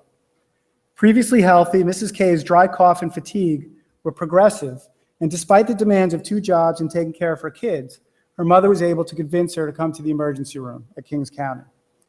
Well, this was 1994, and most cases with nonspecific symptoms ended up with manifestations of the same disease. I was there when our team delivered the companion diagnoses of PCP pneumonia and AIDS. The team left, and there I was, and there she was. While I had read up on PCP and had some understanding of the ravages of AIDS in the pre-protease inhibitor era, I had absolutely no personal conception or framework of what my patient, an African-American woman, a parent, poor and ill, was going through. At the forefront of her mind was that she was dying. Our team made sure she got the right antibiotics, we ruled her out for tuberculosis, and we moved on to our next patients, also sick and needing attention. But I came back. I sat with her and I listened some more.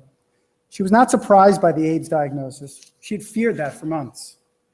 What she feared most, though, was not about herself at all. It was the future of her 2 young daughters, and the parents in the room understand that. I did what I could in listening and caring and making the right social service referrals, but being there with her and for her was something very important also. This is a remarkable day and moment in your lives. As you put on the traditional white coat this afternoon and recite the Hippocratic Oath yourself, you are taking on a hallowed trust. This transformation does not occur overnight, and it will not come easily. You will spend many hours, many hours, poring over your computers, books, and journals, and at times you will ponder whether there are easier paths and other career choices. There are, but few that will give you such profound satisfaction of healing and serving humanity.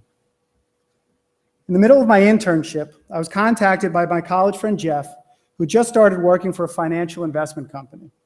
He was working on a sales pitch and asked if he could try it out on me.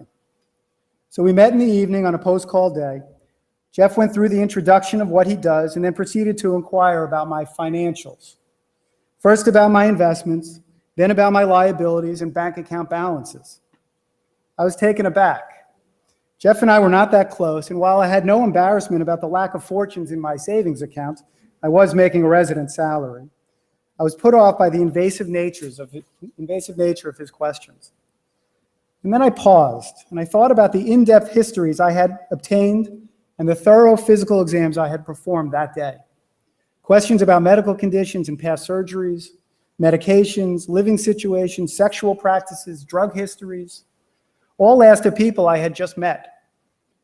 All who answered me truthfully, I hope, because they understood, to some extent, the sacred contract between patient and physician.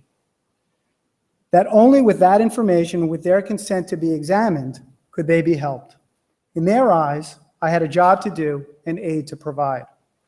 And that's true from the first time you wear that coat as a young student until you see that last patient after hopefully a very long and fulfilling career.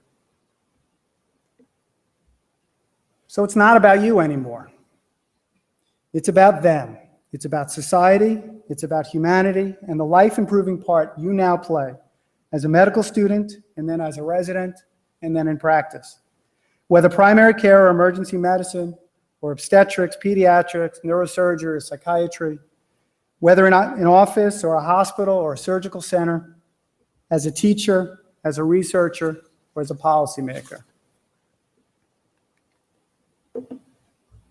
David S. was the first patient I saw in my continuity clinic at the Boston VA Medical Center. I was a brand new resident, and Mr. S. was a World War II hero. So we met that early summer day. I addressed him by his last name, but relishing in the lack of confidence in having just finished medical school and playing the part of a 25-year-old doctor, I introduced myself as Dr. Yacht, please call me Andrew. To which he paused, looked me squarely in the eyes, and said, no, sir, you are Dr. Yacht. We each had our roles, and to that patient, my own insecurities were not relevant to that encounter. He trusted, and I learned. Your worked hard for and earned title of medical student or doctor becomes your identity. While there may be some real generational differences, still true is that whether you're in the supermarket, on the highway, or on an airplane en route to a well-deserved vacation, you will be a doctor. Not because you paid all that tuition,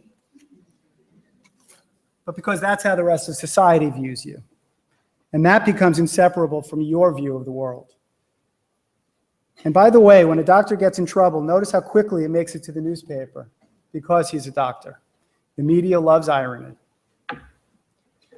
So over the next 4 years, in a career well beyond, you will constantly be learning anatomy, physiology, pathology, pharmacology, clinical reasoning, countless differential diagnoses and surgical approaches, perhaps gene therapies and treatments we can't now begin to comprehend. It all starts with your patient. Listen to their history, examine them and review the data, consult with your specialist, and then come back to the patient, and together as partners, come up with a plan. You and your colleagues will have the expertise based in science, study, and the best evidence. But at the end of the day, you serve as consultants and expert technicians. It is the patient who determines what happens to his or her body and mind. If you've done your job right, the patient, and sometimes her children, parents, or other loved ones, will be equipped to make the decisions that are right for them. We talk about the biblical golden rule, do unto others as you would have them do unto you. I introduce to you the platinum rule in medicine. Treat others as they want to be treated, respecting their values and their preferences.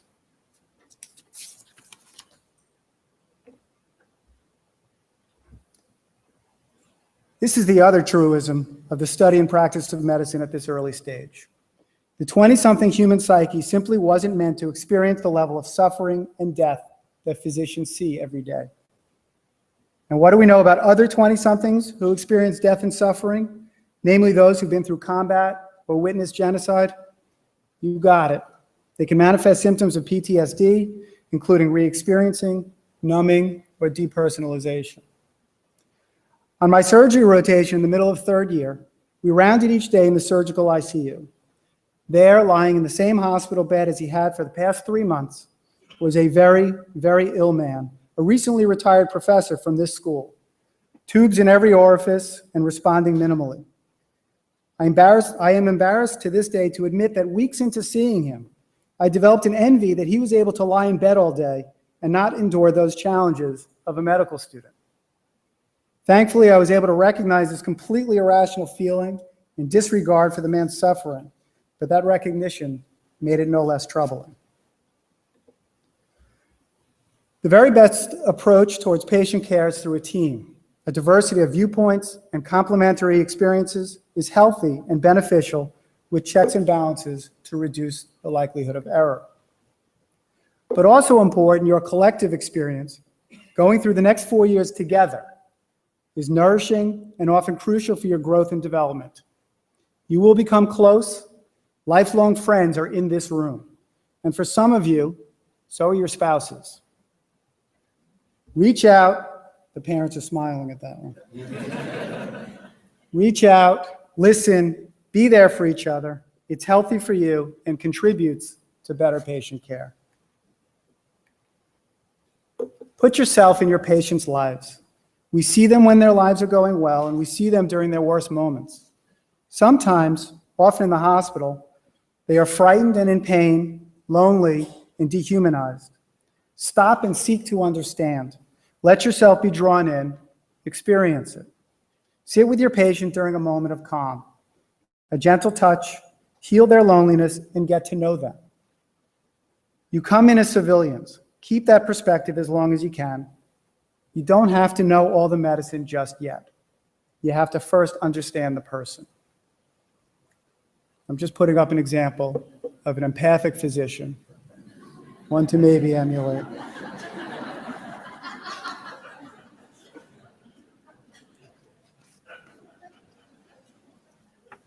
All right, let's move on to joy. So Anna was a fellow fourth-year downstate student with me. In the early summer of fourth year, as you'll discover, the frenzied activity of getting together your residency application materials reaches a high point. Anna had a problem for which she sought counsel from a few friends, myself included. You see, from a young age, Anna wanted to be a doctor and spent a few summers before med school shadowing her pediatrician. Throughout the clinical years at Downstate, Anna, too, enjoyed caring for and interacting with her patients. But it turns out the field that Anna became most enamored with and excited about nearing the end of med school was pathology, a fascinating field, but one that would not provide the day-to-day patient interactions she earlier experienced. So in which direction should Anna devote her training and career among these divergent specialties, she asked. Separately, we all gave the same advice. While Anna had initially defined herself as one type of future physician based on her early experiences, her eyes had been opened to a whole other world of medicine, one which she knew she would enjoy and be great at. That was the path to pursue. It was about recognizing in herself what made her happy and excited to go to work every day. So it is about you, sort of. Find joy and wonder in the work that you do. As my mentor of many years says, do not be afraid to fall totally in love with being a doctor. The antidote or cure for physician depression, depersonalization, and burnout is your own balance, wellness, and loving what you do. This will make you a much better caregiver to your patients and give you a fulfilling career, doing well and doing good. My clinical work is hospital-based internal medicine, a field that I'm totally in love with. I see sick, hospitalized patients with whom I previously had no relationship. I am privileged to get to know the patients and their families over the course of their illness, coordinate and directly provide their care, and I get to watch them get better.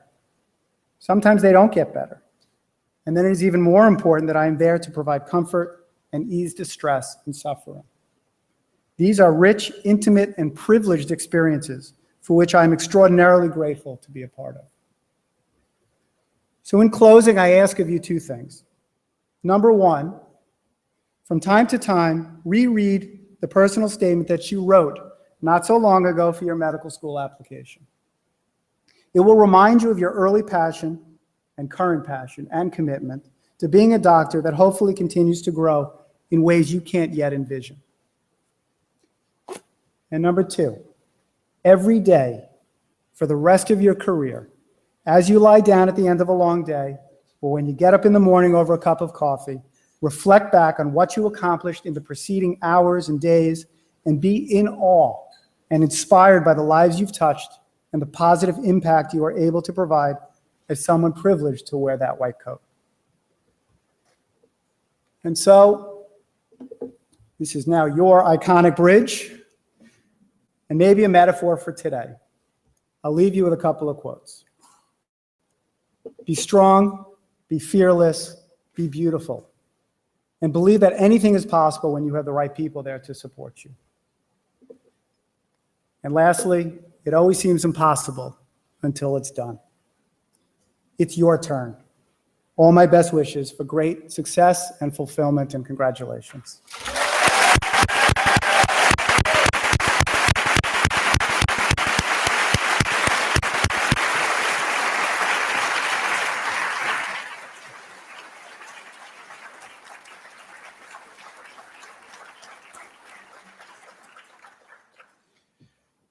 And now, without further ado, I am delighted to present to you the class of 2020. That's right.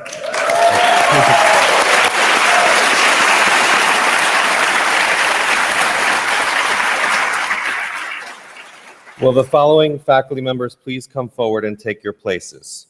Sophie Cristoforo, Associate Dean for Student and Curricular Affairs, will read the names of the members of the class of 2020. Dr. Robin Ovich, Assistant Dean for Clinical Competencies, and Dr. Andrew Adler, Associate Director for Clinical Competencies, will assist the members of the class with their white coats.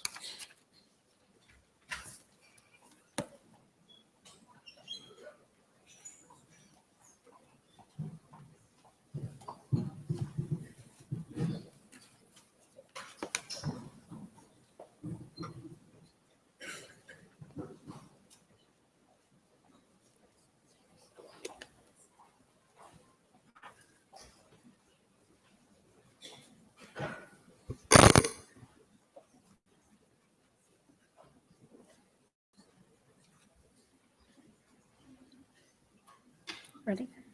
Okay. When I call your name, please come forward to receive your white coat. Zachary Adler.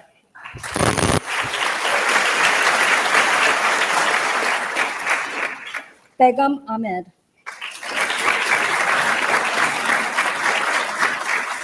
Samuel Akil.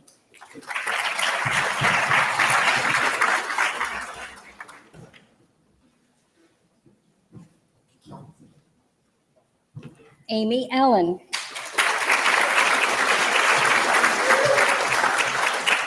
Natasha Anthony.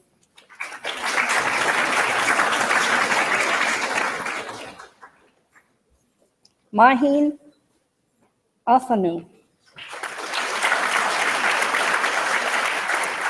Mohammed Aziz.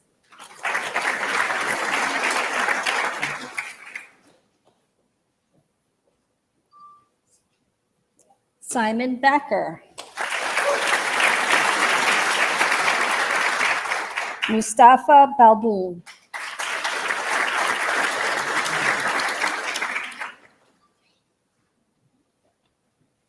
Anastasia Barnes. Mason Begum.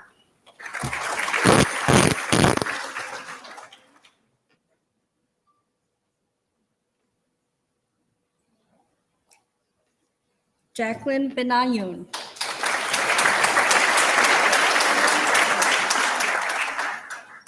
Fuad Benyaminov. Connor Berlin.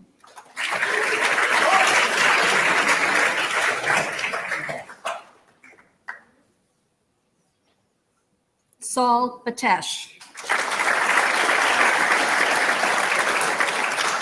George Byer.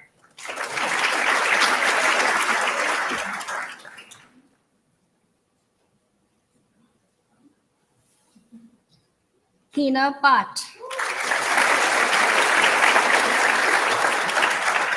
Lucy Victorin. Michael Brodsky.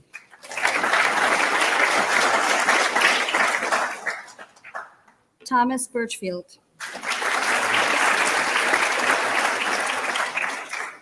Stephen Budakovich.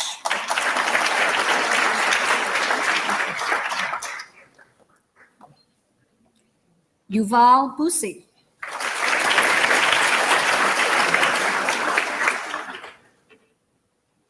Arlene Castillo.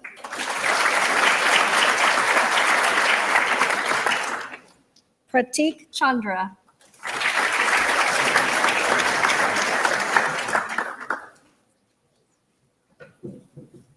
Derek Chang. Clifford Chow.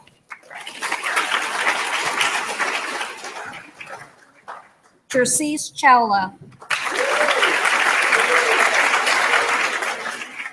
James Chen.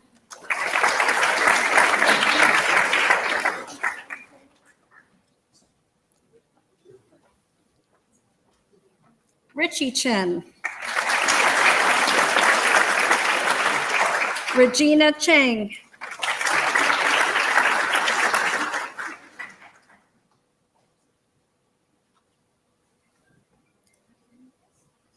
Jonathan Shavinsky. Brandon Chen.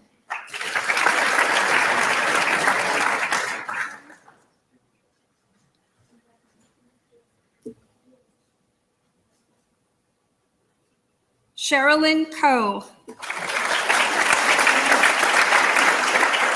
Ryan Cummings.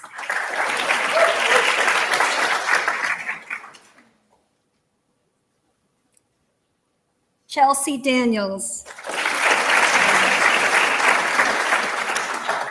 Michael Dazinger.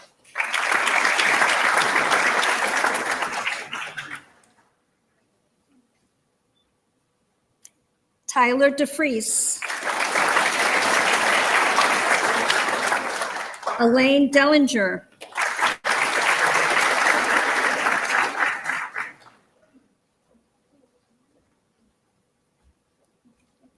Catherine Deloach. Adwin Denisty.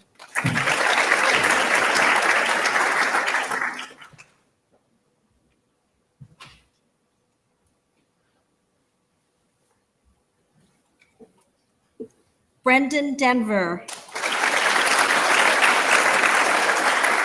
Irina Darren.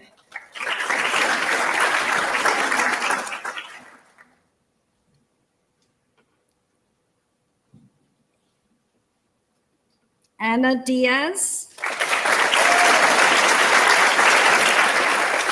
Madonna DeBella.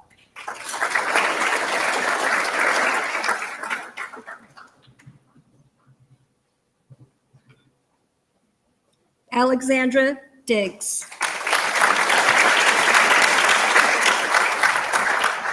Antonio Stimopoulos.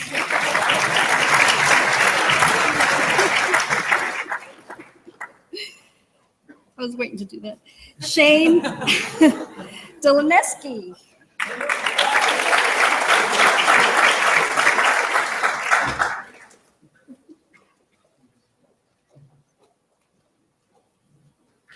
Su Ling Dong.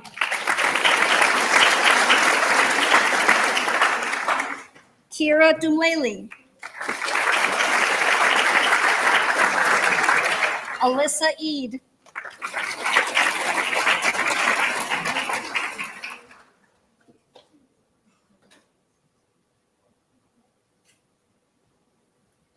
Crystal Ely.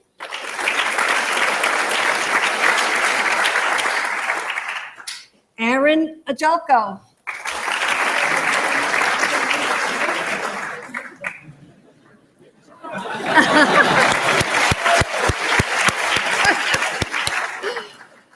Mark Christopher Emos.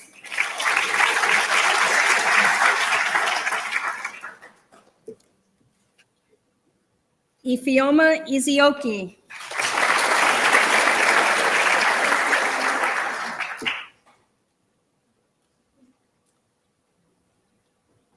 Scott Fader.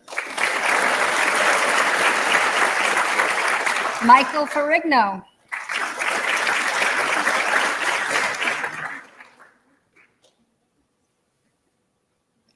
Ernest Flores. Andrew Fontes.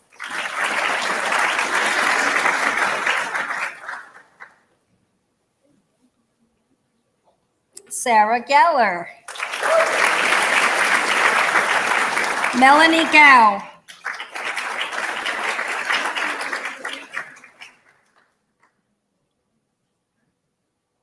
Irfan Gandal. Dan Gordon.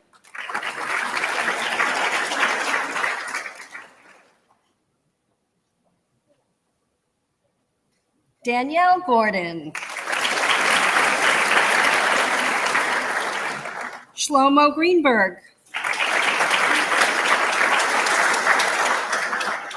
Jennifer Grossman.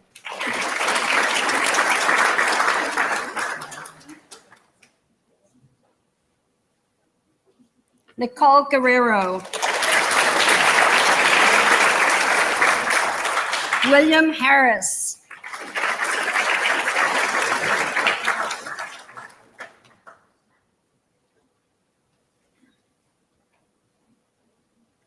Andrew Hasensall.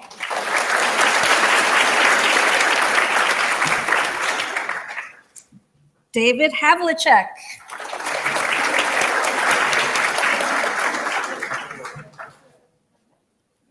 You're getting the tall ones.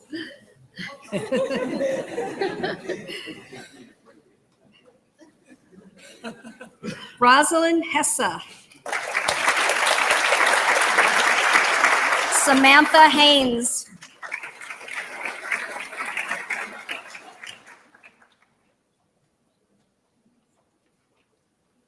Eric Hirsch. Sylvia Horn.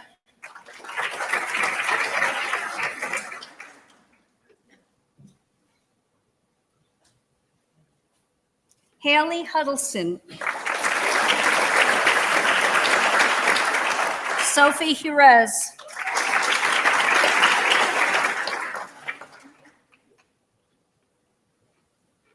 Albert Wong. David Hyman.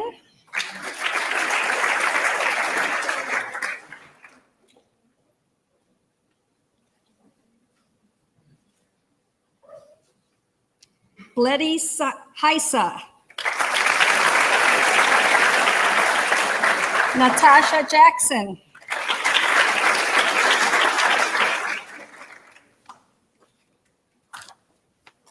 Shelley Jane.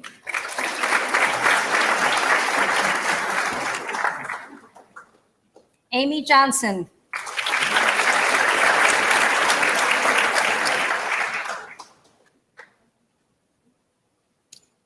Tajna Jones.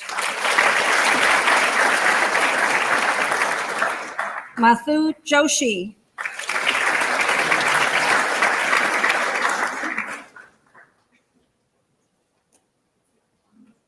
Jennifer Kaminsky.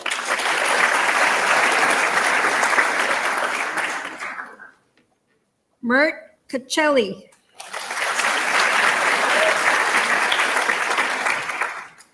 Lindsay Kenny.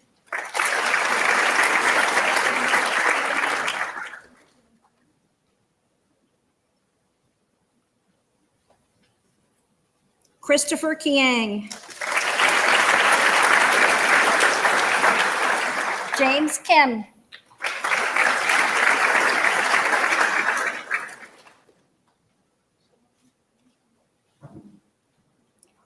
John Kyung Hoon Kim. Maria Kolbrenner.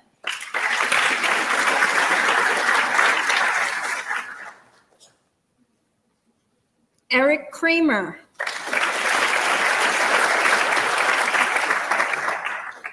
Hezo Kwon.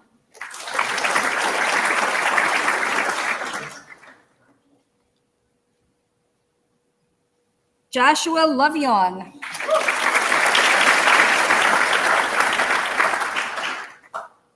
Albert Lee.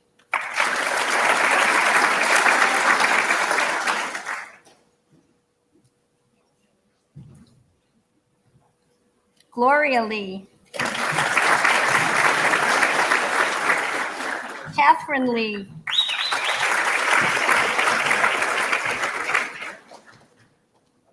Jesse Leeds.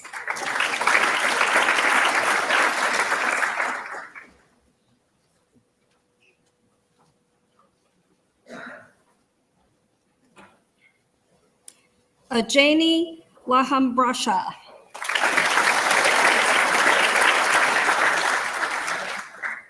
Christina Leong.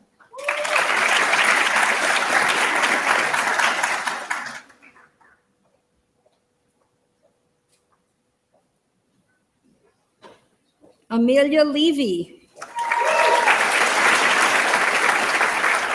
Jared Levison.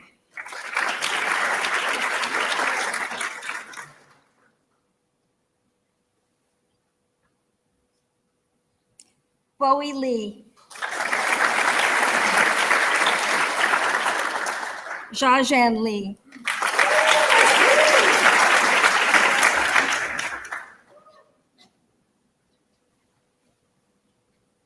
Jion Lim. Harry Lin.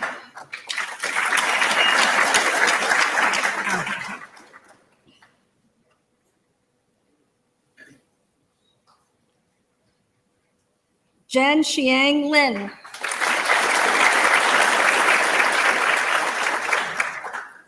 Xiaowei Liu.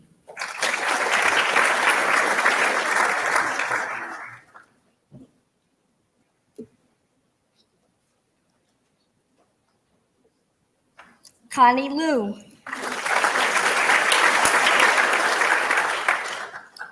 John Ki-Young-hoon Lebs.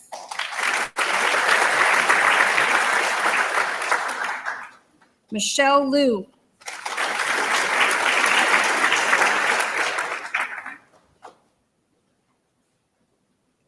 Venezia Mafucci.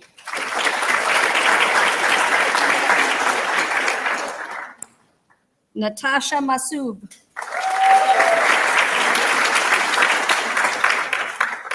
Michael Morantino. Morantonio, correction. Elizabeth McQuegg. Kevin McDonough. Jordana Mizell.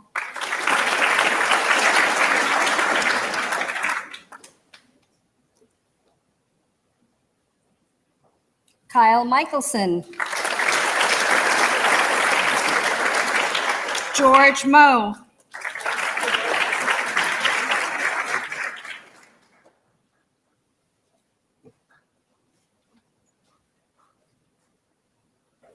Sean Mooney. Patrick Morrissey.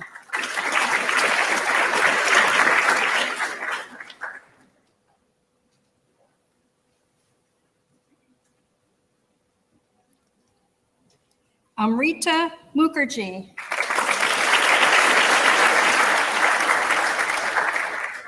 Shanara Mustak.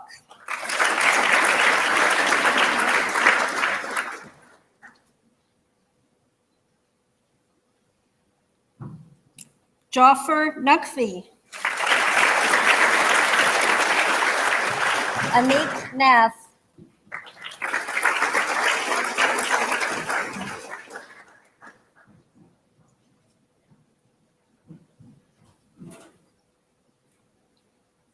Asan Nawaz.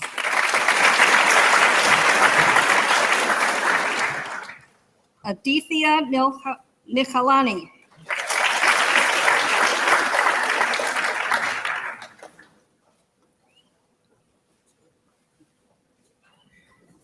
Sen Nainan. Chisholm Nadi.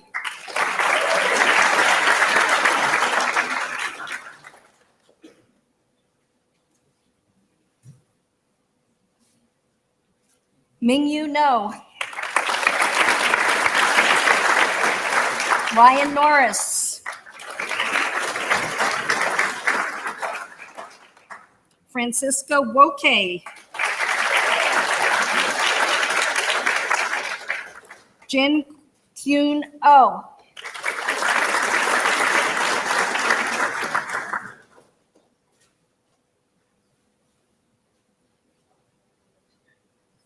Kweku Aparasiam.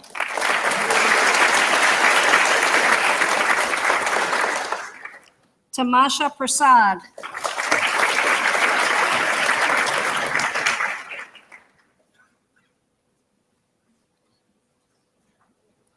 Joseph Quintus. Justina Ray.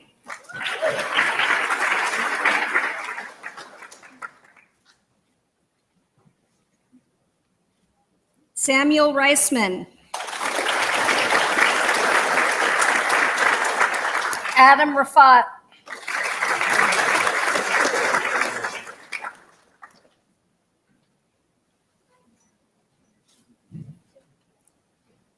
Elizabeth Rotkin. Christian Rodriguez.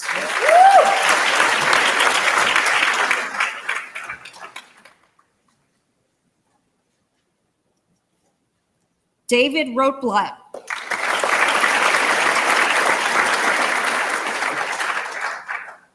Abin Sejan.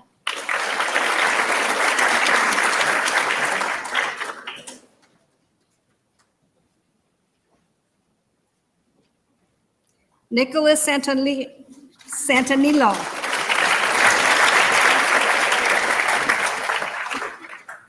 Milana Saponikov.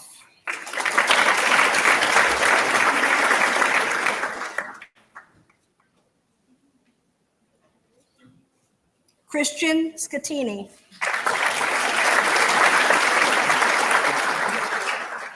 Eric Schoenfeld.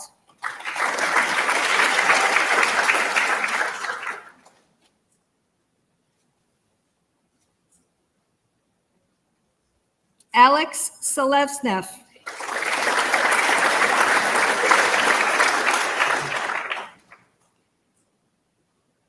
Thiagurajan Serian.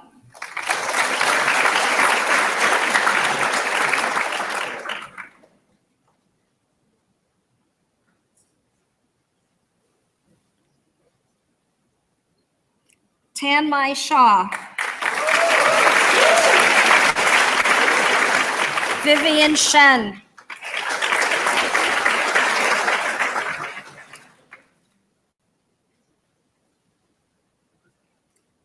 Deborah Silber. Benjamin Silverstein.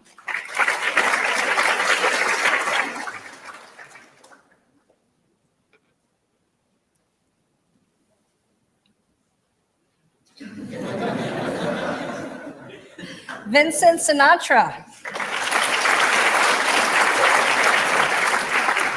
Harjat Singh.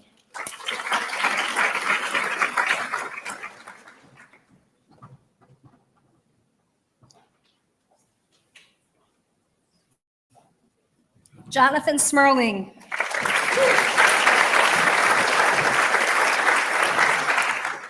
Aaron Solomon.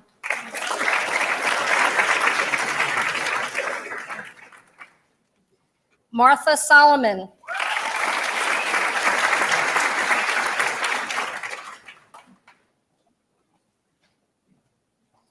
Dylan Suknanan.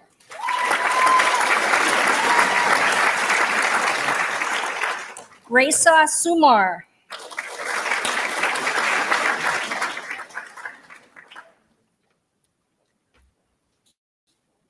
Stanley Soroka. Karthik Sridhara.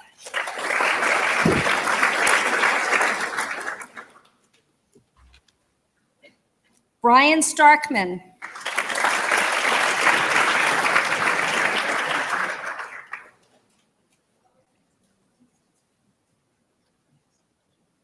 Rena Sue. Aisha Sultana.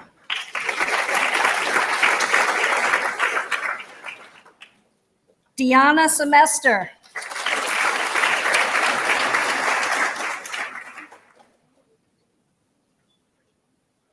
Lucy Tan. Oriana Tashone.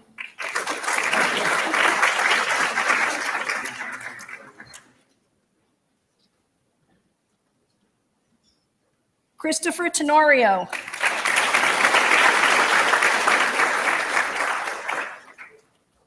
Ruth Sampson Tafeya. Test failed. Almake Tesor.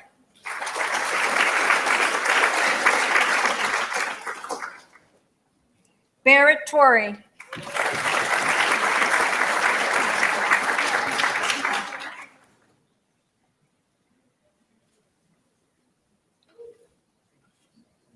Christopher Torsitano. Nadli Toussaint.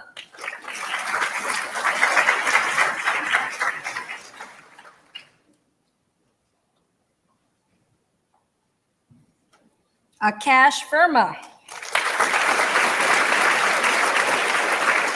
Alex Wang.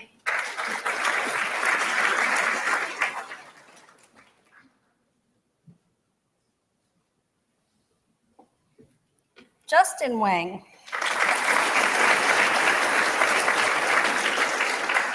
Ethan Warshowski.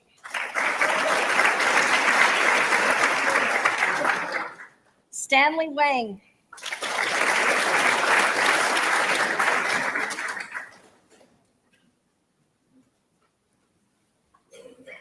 Andrew White.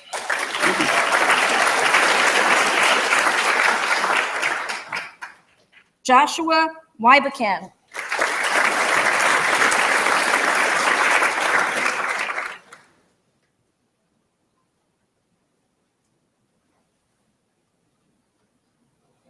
Eric Weishofer.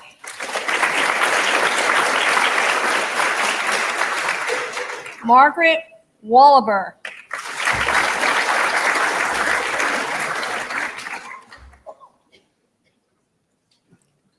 Deandra Wong. Jenny Wu.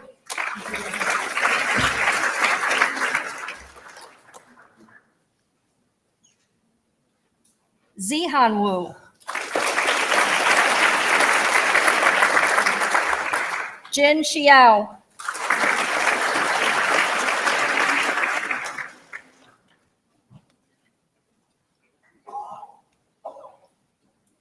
Patrick Yu. Joseph Yu.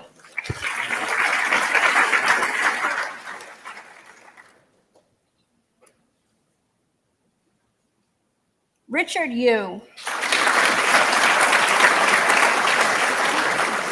Ming-Si Zhu.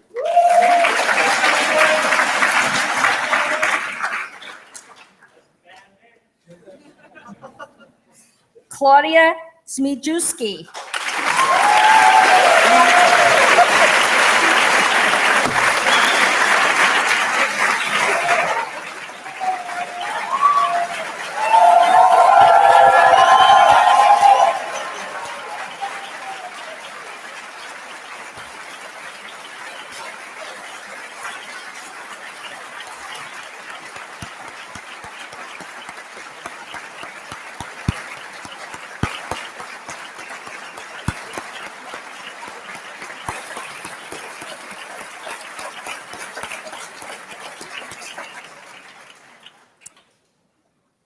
It is my pleasure to introduce Dr. Jean McCrae, who will administer the Hippocratic Oath.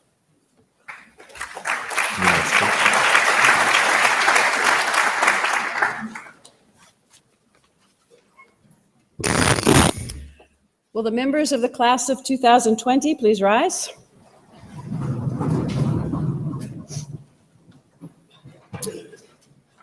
Will any physician members of the audience who wish to renew their Hippocratic Oath also please rise? The oath is on the inside of your programs. Please raise your right hand and recite the words of the oath with me. I do solemnly swear by that which I hold most sacred, that I will be loyal to the profession of medicine and just and generous to its members, that I will lead my life and practice my art in uprightness and honor, that whatever house I shall enter, it shall be for the good of the sick to the utmost of my power, that I will hold myself aloof from wrong, that I will exercise my art solely for the cure of my patients and will give no drug and perform no operation for a wrongful purpose. That whatsoever I shall see or hear of the lives of men and women that should not be spoken, I will keep secret. These I do promise, and in proportion as I am faithful to this my oath, may happiness and good repute be ever mine.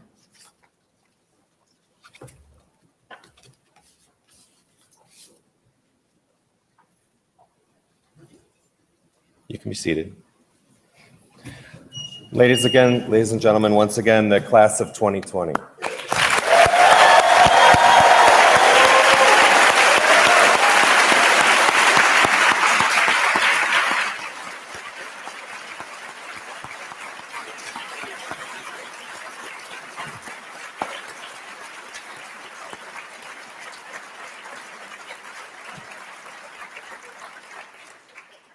This concludes our 22nd annual White Coat Ceremony. Please join us for a reception in the Grove, which is immediately outside of the auditorium. Will the members of the audience please remain in their seats while the class of 2020 exits first, followed by the audience. Congratulations.